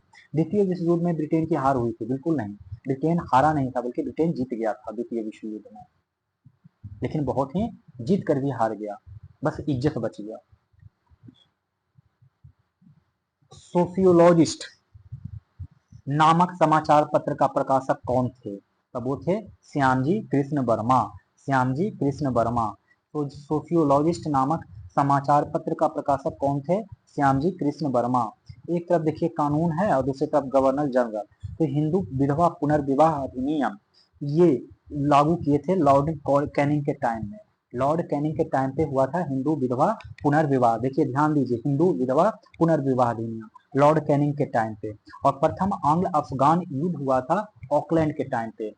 प्रथम आंग्ल अफगान युद्ध हुआ था लॉर्ड कैनिंग के ऑकलैंड के टाइम पे। और ये हुआ था युद्ध 1839 से 42 के टाइम पीरियड में। 1839 से 42 के टाइम पीरियड में। और प्रथा निषेध कानून, सती प्रथा निषेध कानून ये हुआ था विलियम बेंटिंग के काल में, जो कि 1829 में हुआ था। और पिंडारियों का दमन 1800 कितना में हुआ था? 17 में हुआ था, 1817 में 1718 में, जो कि लॉर्ड हेस्टिंग्स के टाइम पे हुआ था, लॉर्ड हेस्टिंग्स के टाइम पे। और हिंदू विधवा पुनर्विवाह 1856 में हुआ था। ठीक है, तो इतनी बात याद रखेंगे। और 98 का देख लीजिए, विचार करने का कह रहा है कि उपरोक्त घटनाओं को का घटित क्रम में सब बताएं, मतलब सबका डेट आपको पता होगा तो आप अरेंज कर लीजिएगा। तो देखिए डेट पता करते हैं। सबसे पहले देखिए कह रहा है शाही नौसेना विद्रोह। जो शाही नौसेना विद्रोह होगा वो फरवरी 1946 में हुआ था। कब हुआ था? फरवरी 1946 में। कैबिनेट मिशन का भारत आगमन जो हुआ था मार्च 1946 को। मार्च 1946 में कैबिनेट मिशन आया था। शाही नौसेना विद्रोह फरवरी 1946 में हुआ था। और आजाद हिंद फौज के सिपाहियों पर लाल किला में मुकदमा ये नवंबर 1945 में हुआ था। नवंबर 1945 में हुआ था। और मुस्लिम लीग का प्रत्यक्ष कार्यवाही दिवस 16 अगस्त 1946 को हुआ था। और क्रम सजाइएगा तो ये वाला क्रम आ जाएगा। क्वेश्चन नंबर 99 में कह रहा है कि प्रसिद्ध ऐतिहासिक पुस्तक ग्लिम्पसेज ऑफ वर्ल्ड हिस्ट्री के लेखक हैं, तो वो हैं J.L. नेहरू। जब जवाहरलाल नेहरू। प्रसिद्ध ऐतिहासिक पुस्तक ग्लिम्पसेस ऑफ वर्ल्ड हिस्ट्री के लेकर जवाहरलाल नेहरू। सारे जहां से अच्छा हिंदुस्तान हमारा नामक प्रसिद्ध नारा किनके द्वारा दिया गया था? तो मोहम्मद इकबाल के द्वारा। सारे जहां से अच्छा हिंदुस्तान हमारा मोहम्मद इकबाल के द्वारा। निम्नलिखित में से कौन धारणीय विकास की अवधारणा को सही रूप से स्पष्ट करता है? तो धारणीय विकास की अवधारणा को का स्पष्ट रूप से कौन वर्णन करता है? तो ऐसा विकास हो जो वर्तमान पीढ़ी की आवश्यकताओं को भावी पीढ़ी की आवश्यकताओं की पूर्ति क्षमता का समझौता किए बिना पूरा करे। ठीक है। अगला प्रश्न, निम्न कथनों पर विचार करें और बेरोजगारी को इंगित कौन करता है? कौन सी बेरोजगारी को ये तीनों पॉइंट इंगित करता है, ये आप लोग को बताना है। तो देखिए पहला पॉइंट क्या कर रहा है कि बेरोजगारी का यह एक प्रकार देश की आर्थिक संरचना से संबंधित है। तो बिल्कुल सही। पहले मैं इसका आंसर बता देता हूँ कि क्या होगा। तो संरचनात्मक बेरोजगारी होगा। तो संरचनात्मक बेरोजगारी के 3 पॉइंट सीधा सीधी आप याद कर लीजिए, सबसे बेहतर रहेगा। ज्यादा क्वेश्चन बनाने की मत सोचिए, क्योंकि ये इकोनॉमिक्स है, ज्यादा पढ़िएगा तो टाइम लग जाएगा। तो संरचनात्मक बेरोजगारी के 3 पॉइंट। पहला पॉइंट कि संरचनात्मक बेरोजगारी यह एक प्रकार का देश की आर्थिक संरचना से संबंधित है। संरचनात्मक बेरोजगारी का यह प्रकार देश की आर्थिक संरचना से संबंधित है। दूसरा, कौशल के बेमेल होने के कारण भी इस प्रकार की बेरोजगारी होती है। तो बिल्कुल सही बात है। जैसे अभी सब लोग को कंप्यूटर चलाने आता है पर एआई चलाने नहीं आता है, तो कौशल एआई के बारे में नहीं है, स्किल एआई स्किल नहीं है भारतीय स्टूडेंट्स को, इसलिए बेरोजगारी होने के चांस हैं। दूसरा, इस प्रकार की बेरोजगारी दीर्घकालिक प्रकृति की होती है। तो हाँ, ये दीर्घकालिक प्रकृति की होती है। और 103 नंबर का प्रश्न देखते हैं। अंत्योदय अन्न योजना का शुरुआत किस पंचवर्षीय योजना में हुआ? तो 9वीं पंचवर्षीय योजना में। अंत्योदय योजना का शुरुआत किस पंचवर्षीय योजना में? तो अंत्योदय पंचवर्षीय योजना में हुआ। ठीक है। और 104 नंबर का प्रश्न देखते हैं। और सर्व शिक्षा अभियान भी 9वां पंचवर्षीय योजना में आया था। बजट घाटा अर्थात आरबीआई से उधारी प्लस बजट घाटा प्लस बाजार उधारी और देयता, माने आरबीआई से उधारी, बाजार उधारी और देयताएं किसके बराबर होता है? तो राजकोषीय घाटा के बराबर होता है। 105 सत्कथन के बारे में बताइए। पहला कह रहा है कि भारतीय बीमा विनायक और विकास प्राधिकरण का मुख्यालय हैदराबाद में है। सही बात है। भारतीय बीमा यानी कि सीडीबी का मुख्यालय कहाँ है? सत्कथन,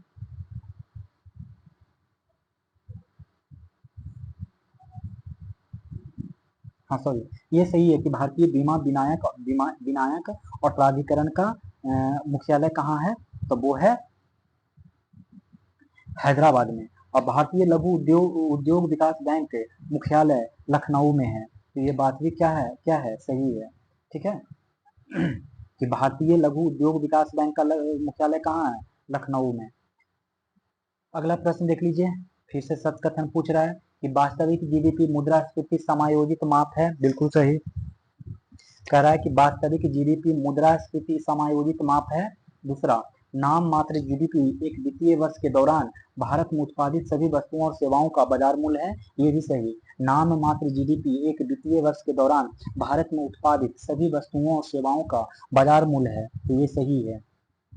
नाम मात्र जीडीपी की तुलना में वास्तविक जीडीपी को आर्थिक समृद्धि का बेहतर संकेतक माना जाता है। तो ये भी बात सही है। तीनों सही था। तो 107 नंबर की तरफ देखिए। 107 नंबर में कह रहा है कि निम्न कथनों पर विचार करें और सत्य कथन के बारे में बताइए। देखिए इकोनॉमिक्स में जो क्वेश्चन आते हैं एग्जाम में भी, जो थोड़े बड़े बड़े आते हैं। सत्य कथन इसमें चुनने कह रहा है। तो देखिए दोनों ही कथन इसमें 107 में सही है। पहला से कह रहा है कि 1921 में बैंक ऑफ बंगाल और bank of Bombay, bank of Madras को मिलाकर इंपीरियल बैंक ऑफ इंडिया की स्थापना किया, और यही इंपीरियल बैंक आगे चल के स्टेट बैंक में बदल गया। तो 1921 में जो बैंक ऑफ बंगाल था, बैंक ऑफ बम्बई और बैंक ऑफ मद्रास, देखिए ऐसे याद करिएगा तो बहुत होगा। आप जानते हैं कि उन 3 को प्रेसिडेंसी हुआ करता था। एक कलकत्ता में हुआ करता था, एक बम्बई या मुंबई जो आज कह ले वो होता था, और एक मद्रास में होता था। तो यही 3 को बैंक बनाया गया था। बैंक ऑफ बंगाल और बैंक ऑफ कलकत्ता मतलब बंगाल, तो बैंक ऑफ बंगाल बनाया गया, बैंक ऑफ बम्बई बनाया गया और बैंक ऑफ मद्रास बनाया गया। इन तीनों ही बैंक को कहा गया कि अभी एक हो जाओ और इंपीरियल बैंक ऑफ इंडिया बना दिया गया। और यही इंपीरियल बैंक ऑफ इंडिया आगे चल के भारतीय स्टेट बैंक बन गया। और इसी भारतीय स्टेट बैंक में भारतीय महिला बैंक को 1 अप्रैल 2017 को विलय कर दिया गया। ठीक है, इतना याद रखिएगा। कह रहा है कि कौन महारत्ना का दर्जा प्राप्त है। इसमें ऊपर में 5 गो कंपनी दिया हुआ गया है और कौन कौन महारत्ना कंपनी का प्राप्त है वो पूछ रहा है। तो भारतीय ताप विद्युत निगम, भारतीय ताप विद्युत निगम इसको भी प्राप्त हो गया है। भारतीय ताप विद्युत निगम भी क्या है, तो महारत्ना कंपनी है। हिंदुस्तान एरोनॉटिकल लिमिटेड मतलब HAL, इसको भी विद्युत महारत्ना कंपनी है। फिर गेल यानी गैस अथॉरिटी ऑफ इंडिया भी क्या है, गेल, गेल भी क्या है, तो इसको भी प्राप्त हो गया। तेल एवं प्राकृतिक गैस माने ONGC को भी महारत्ना मिल गया, लेकिन BEL को अभी तक नहीं मिला है। ठीक है, तो इतना बात याद रखिएगा। और निम्न कथनों पर विचार करिए। फिर सत्य कथन के बारे में पूछ रहा है। तो देखिए सत्य कथन क्या है। मूल्य में वृद्धि होने पर विभिन्न वस्तुओं की मांग बढ़ जाती है तथा मूल्य में कमी होने पर इसकी मांग कम हो जाती है। बिल्कुल सही। मूल्य में वृद्धि होगा तो विभिन्न वस्तुओं की मांग बढ़ जाएगा, मूल्य में कमी होगा तो इसकी मांग कम हो जाएगा। जैसे देखिए लीजिएगा, थोड़ा सा समझ लीजिए। विभिन्न वस्तुएं निम्न कोटि की वस्तुएं होती है, तो ये बात सही है। विभिन्न वस्तुएं निम्न कोटि की वस्तुएं होती है, ज्यादा महंगी, ज्यादा मतलब उच्च कोटि की वस्तुएं नहीं होती है। 110 नंबर, MSP की पहली बार कब और किस फसल हेतु घोषित किया गया था। तो 1966-67 में गेहूं के लिए घोषित किया गया था। MSP को पहली बार कब और किस फसल हेतु घोषित किया गया था, तो 1966-67 गेहूं के लिए। अब अगला प्रश्न देखते हैं कि कालानुक्रम क्रम में व्यवस्थित करें। तो कालानुक्रम क्रम में व्यवस्थित करने से सबसे पहले क्या हो जाएगा, चंद्रगुप्त प्रथम, जिनका टाइम पीरियड है 319 से 335। फिर नाम आता है समुद्रगुप्त का, जिनका टाइम पीरियड है 335 से 375। माने पहले चंद्रगुप्त 1, फिर समुद्रगुप्त 335 से 375, और फिर कुमारगुप्त का नंबर आता है 415 से 455, और फिर विष्णुगुप्त का आता है 540 से 550। तो ये वाला बात याद रखिएगा, तो हो जाएगा आंसर। 112 नंबर में आ जाइए। कह रहा है 112 में सही कथन के बारे में बताइए। कह रहा है एक वाणिज्यिक केंद्र के रूप में, क्या है क्वेश्चन, मध्यकाल में बिहार शरीफ शहर का क्या महत्व था। तो मध्यकाल में बिहार शरीफ शहर का महत्व वाणिज्यिक केंद्र के रूप में तो नहीं था। यह एक सूफी धार्मिक केंद्र हुआ करता था और मखदूम शाह शरीफुद्दीन याह्या मनेरी की दरगाह भी यानी मकबरा यही स्थित है। कहाँ, बिहार शरीफ में। तो ये धार्मिक केंद्र हुआ करता था, न कि वाणिज्यिक केंद्र। बाकी एक शिक्षा के केंद्र रूप में तो था ही, प्रशासनिक केंद्र के रूप में भी था और एक धार्मिक केंद्र के रूप में भी था। तो धार्मिक केंद्र के रूप में ही बेसिकली इसको बढ़िया से याद रखा जाता है। 113 नंबर का देखिए सही कथन के बारे में। तो कौन सा सही कथन है, तो पहला पॉइंट देखा जाए तो पता चलेगा कि चेरो वंश की स्थापना 12वीं शताब्दी में हुई थी। तो सही बात है कि चेरो वंश की स्थापना 12वीं शताब्दी में हुई थी। और चेरो राज से संबंधित कौन सा, शाहाबाद, सारण, मुजफ्फरपुर, पलामू और वाराणसी का क्षेत्र था। वाराणसी का क्षेत्र था। और चेरो वंश का मुख्यालय बिहिया भोजपुर में था। चेरो वंश का मुख्यालय बिहिया और भोजपुर में था। 114 नंबर, 114 नंबर में कह रहा है कौटिल्य का अर्थशास्त्र कितने अध्यायों में विभाजित था। तो 15 अध्यायों में विभाजित था। कितने अध्यायों में, 15 अध्यायों में विभाजित था। चंपारण सत्याग्रह के संबंध में निम्नलिखित कथनों पर विचार करें और कौन से कथन सही हैं, ये पूछ रहा है। तो देखिए पहला, चंपारण में किसानों की स्थिति के जांच के लिए चंपारण कृषि समिति का गठन किया। तो ये पॉइंट बिल्कुल सही है कि चंपारण में किसानों की स्थिति की जांच के लिए चंपारण कृषि समिति का गठन किया गया था। और दूसरा भी सही कह रहा है कि चंपारण सत्याग्रह में गांधी जी के मुख्य सहयोगी राजेंद्र प्रसाद, ब्रज किशोर प्रसाद, अनुग्रह नारायण, शंभू शरण आदि थे। चंपारण सत्याग्रह में गांधी जी के मुख्य सहयोगी राजेंद्र प्रसाद, ब्रज किशोर प्रसाद, अनुग्रह नारायण, शंभू शरण आदि थे।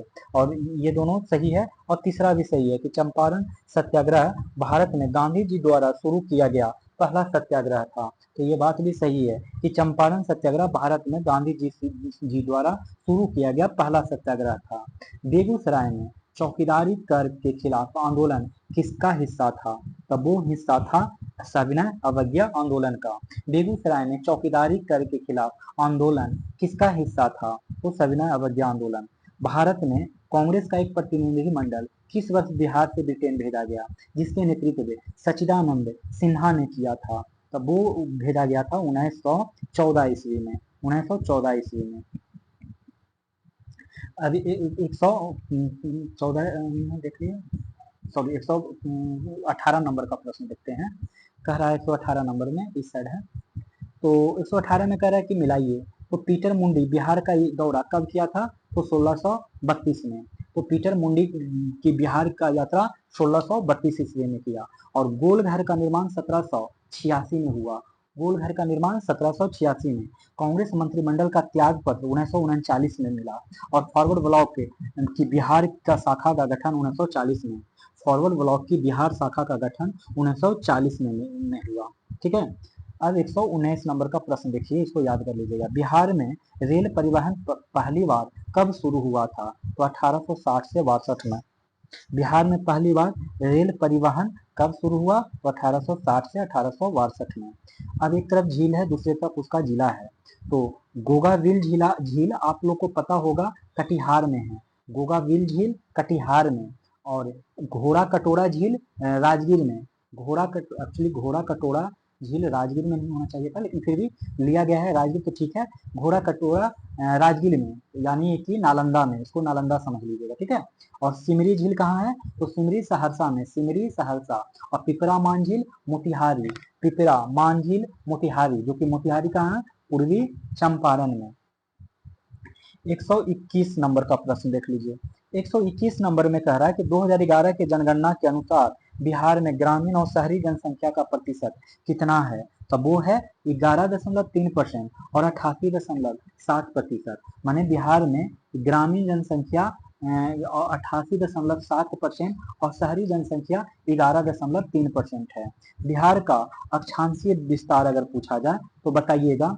24-20-10, 27-31-15, 24-27-10 और 24-20-10, 27-31-15। और अगर देशांतरी पूछा जाए तो बताइएगा कि 83-19-50 और 88-17-40। 88-17-40, 83 से 88, 19 से 17, 50 से 40, ऐसे याद रख लीजिएगा। बिहार लोकसेवा आयोग के प्रथम अध्यक्ष कौन थे? तो वो थे राजनधारी सिन्हा। राजनधारी सिन्हा। और अभी वर्तमान में परमार मनु भाई को तो जानते ही होंगे।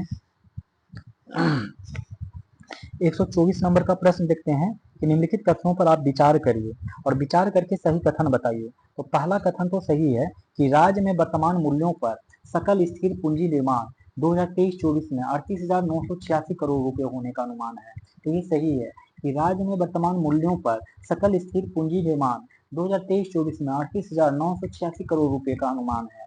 बाकी दूसरा पॉइंट गलत कह रहा है कि दो, और बाकी तीसरा चौथा सही है कि 2023-24 में सकल स्थिर पूंजी निर्माण सकल राज्य घरेलू उत्पाद का 4.6% है। कितना है? 4.6% है। और बाकी ये वाला सही है कि 2023-24 के लिए सकल स्थिर पूंजी निर्माण में 45.5% की वृद्धि का अनुमान है। कितना? 45.5% की वृद्धि का अनुमान है। बिहार बजट 2025-26 के अनुसार वर्तमान मूल्यों पर जीएसटी की अनुमानित वृद्धि दर क्या है? तो वो है 22%। कितना है? 22%। बिहार बजट 2025-26 के अनुसार वर्तमान मूल्यों पर जीएसटी की अनुमानित वृद्धि दर क्या है? तो 22%। कोको चैनल यानी कोको जलडमरू किन दो देशों के बीच समुद्री सीमा बनाता है? तो वो भारत और म्यांमार। कोको जलडमरू किन दो देशों के बीच समुद्री सीमा बनाता है? भारत और म्यांमार। निम्नलिखित क्षेत्रों को औसत वार्षिक वर्षा के अवरोही क्रम में व्यवस्थित करें। तो वो व्यवस्थित करिएगा तो हो जाएगा ए ऑप्शन। कह रहा है कि औसत वर्षा, वार्षिक वर्षा। तो औसत वार्षिक वर्षा में सबसे ज्यादा मासीराम, और उसके बाद होता है बासीराम। दूसरे नंबर पे आता है केरल के तट पर, जो कि पश्चिमी घाट है। फिर तीसरे नंबर पे आता है पंजाब का मैदान। और पश्चिमी राजस्थान में सबसे कम बारिश होता है। निम्नलिखित कथनों पे विचार करिए और विचार करके सही कथन बताइए। तो कच्चा पेट्रोलियम तृतीयक काल की अवसादी चट्टानों में पाया जाता है, बिल्कुल सही। जो कच्चा पेट्रोलियम है तृतीयक काल की अवसादी चट्टानों में पाया जाता है। और असम में डिगबोई, नाहरकटिया और मोरन तेल उत्पादक क्षेत्र हैं। असम में डिगबोई, नाहरकटिया और मोरन तेल उत्पादक, यानी दोनों कथन क्या था, सही था। अगला प्रश्न देख लीजिए, कह रहा है कि भारत में उष्णकटिबंधीय सदाबहार वन, उष्णकटिबंधीय सदाबहार वन निम्नलिखित में से किस क्षेत्र में पाए नहीं जाते हैं। तो पश्चिमी घाट में सदाबहार वन उष्णकटिबंधीय वाला पाया जाता है। अंडमान निकोबार द्वीप समूह में भी पाया जाता है और उड़ीसा पश्चिम बंगाल के कुछ भाग में भी पाया जाता है, लेकिन हरियाणा में बिल्कुल ही नहीं सदाबहार वन पाया जाता है। 130 का क्वेश्चन देख लीजिए। 130 में कह रहा है कि एक तरफ एजेंट है, दूसरी तरफ लैंडफॉर्म है। तो जो ग्लेशियल की वजह से ड्रमलिन्स बनता है, ड्रमलिन्स, ग्लेशियल्स की वजह से क्या बनता है, ड्रमलिन्स, और भूजल की वजह से स्टैलेक्टाइट्स बनता है और स्टैलेग्माइट्स बनता है। माने भू आकृति सीधा सीधी समझ लीजिए कि जो भूजल है, माने धरती के अंदर वाला पानी जो है, उसके वजह से स्टैलेक्टाइट्स और स्टैलेग्माइट्स बनता है। ग्लेशियल जो कि मतलब हिम वाला है, माने हिमालय पर्वत पर बनेगा ड्रमलिन्स। और नदी, नदी से बनता है प्राकृतिक तटबंध। अब पवन से पलाया, पवन से पलाया, नदी से प्राकृतिक तटबंध। 131 देख लीजिए, फिर से कह रहा है इसमें कि निम्नलिखित पहाड़ियों में दक्षिण से उत्तर मिलान करने का रहा है, माने दक्षिण के से उत्तर की तरफ जाइए।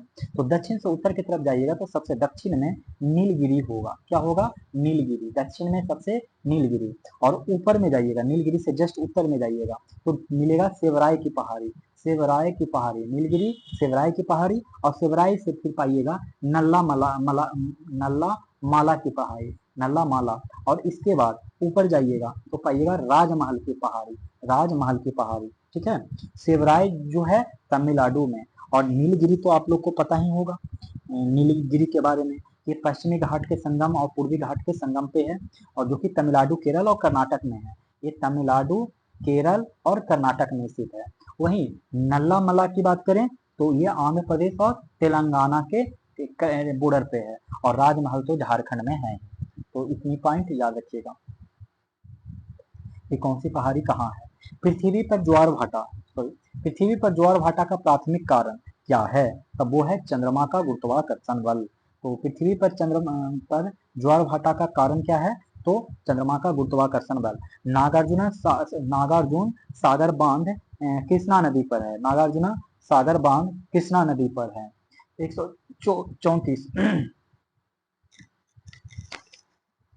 134 उष्णकटिबंधीय चक्रवातों के बारे में निम्न कथनों पर विचार कीजिए और गलत कथनों के बारे में बताइए। तो वो गलत कथन कौन हो जाएंगे उष्णकटिबंधीय चक्रवातों के बारे में। पहला तो सही है कि ये गर्म उष्णकटिबंधीय महासागरों में उत्पन्न होते हैं और तीव्र होते हैं। तो ये तो सही है कि जो उष्णकटिबंधीय चक्रवात हैं वो गर्म उष्णकटिबंधीय महासागरों में उत्पन्न होते हैं और तीव्र होते हैं। बाकी दूसरा तीसरा गलत है। इस चक्रवात के निर्माण के लिए समुद्र की सतह का तापमान 30 डिग्री सेंटीग्रेड से अधिक होना आवश्यक है। तो ये गलत है, ये 30 डिग्री सेंटीग्रेड से अधिक नहीं बल्कि 27 डिग्री सेंटीग्रेड से अधिक हो जाना चाहिए। बाकी प्रशांत के महासागर में इन्हें हरिकेन के नाम से जाना जाता है, जो कि गलत है।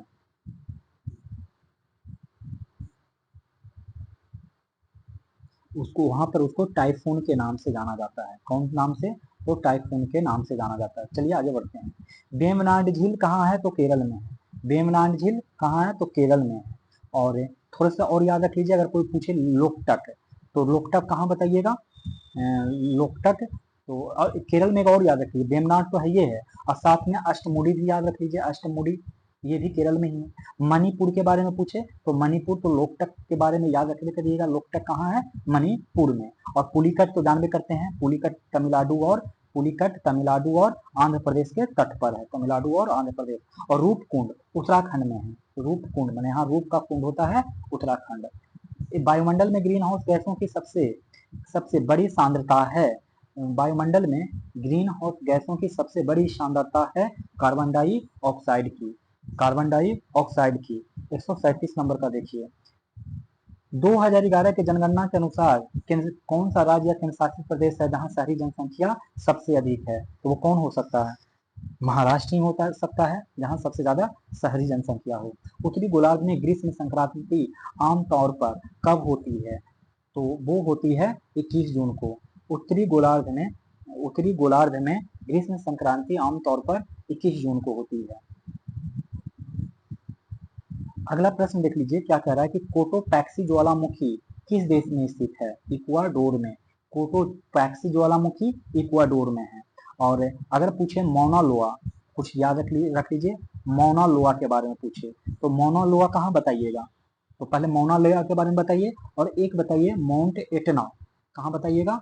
माउंट एटना के बारे में बताइए कि कहाँ है। और माउंट एलब्रस के बारे में बता दीजिएगा, माउंट एलब्रस। और एक किलिमंजारो के बारे में भी बता दीजिएगा, किलिमंजारो ज्वालामुखी कहाँ है? तो बताइए। मौना लोआ जो है हवाई द्वीप पर है। कहाँ है? हवाई द्वीप पर है। और एटना कहाँ मिलेगा? तो सिसिली द्वीप, इटली, सिसिली द्वीप इटली में मिलेगा। एलब्रस कहाँ मिलेगा? तो रूस में मिलेगा। एलब्रस, ब्रस में भी देखिए रूस आ रहा है। किलिमंजारो तंजानिया में मिलेगा। कहाँ मिलेगा? Tanzania, Kilimanjaro Tanzania. Jawaharlal Nehru बंदरगाह स्थित है, तो बताइए जवाहरलाल नेहरू बंदरगाह मुंबई में स्थित है।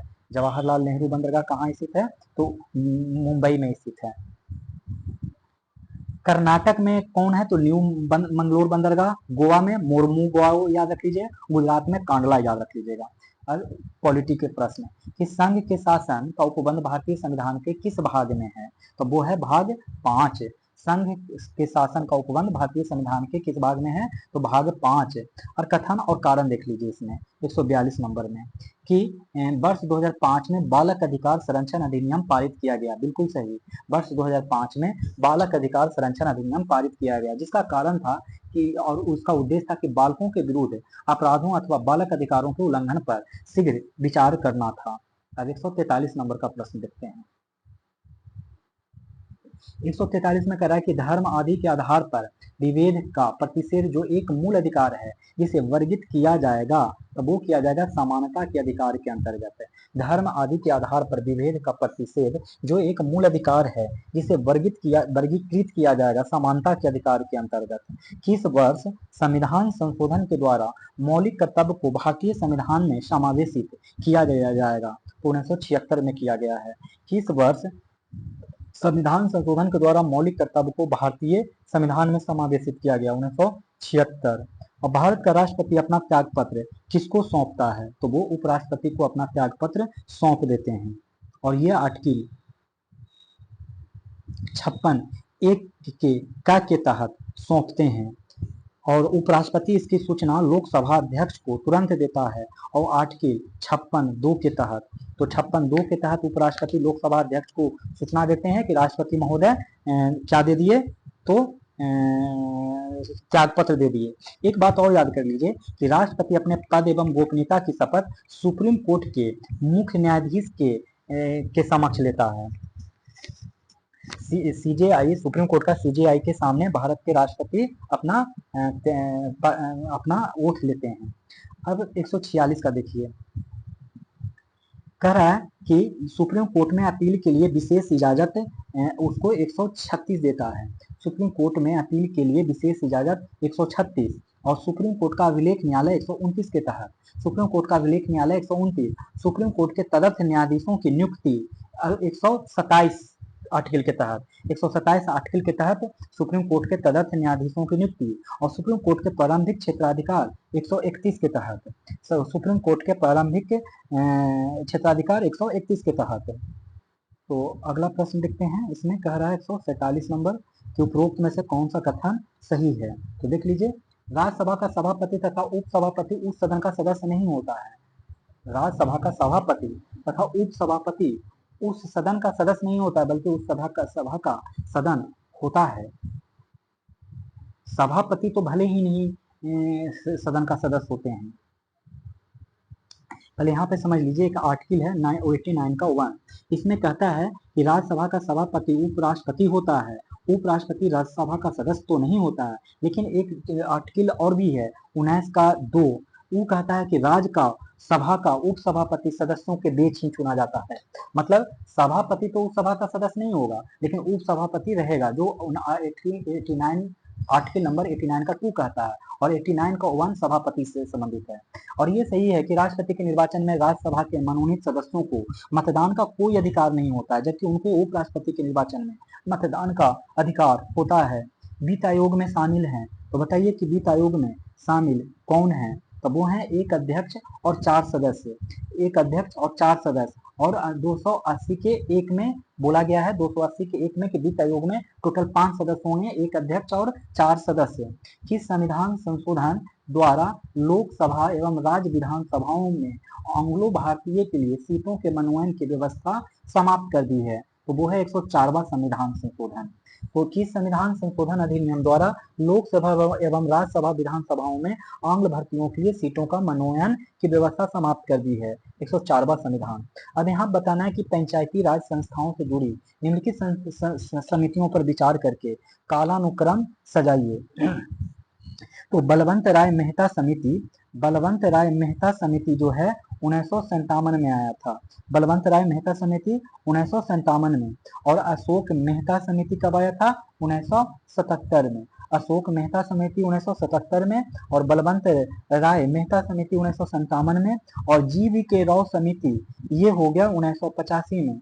GV राव समिति 1985 में और सिंघवी समिति 1986 में आया था। इसी के अनुसार क्रम से जाइएगा। तो सबसे पहले बलवंत राय मेहता समिति जो कि 1957 में, और बलवंत राय मेहता समिति के बाद अशोक मेहता समिति जो कि 1977 में, 20 साल बाद। तो 1957 में बलवंत राय मेहता समिति, उसके 20 साल बाद अशोक मेहता समिति, और उसके बाद GV राव समिति 1985 में, और मतलब 8 साल बाद GV राव समिति 1985 में, और अगले ही साल LN सिंघवी समिति आया था। तो इस तरीके से सजा लीजिएगा। तो इस तरीके से आपके सेट संख्या 9 भी आप लोग को खत्म हो गया। तो अब आप लोग को 6 सेट और बच गया है। तो मिलते हैं आप लोग को सेट 10 में। अगर वीडियो पसंद आ रहा हो तो लाइक करें, चैनल पे नए हो तो चैनल को सब्सक्राइब करें और दोस्तों को भी मेरा चैनल शेयर करें। मिलते हैं नेक्स्ट वीडियो में। धन्यवाद।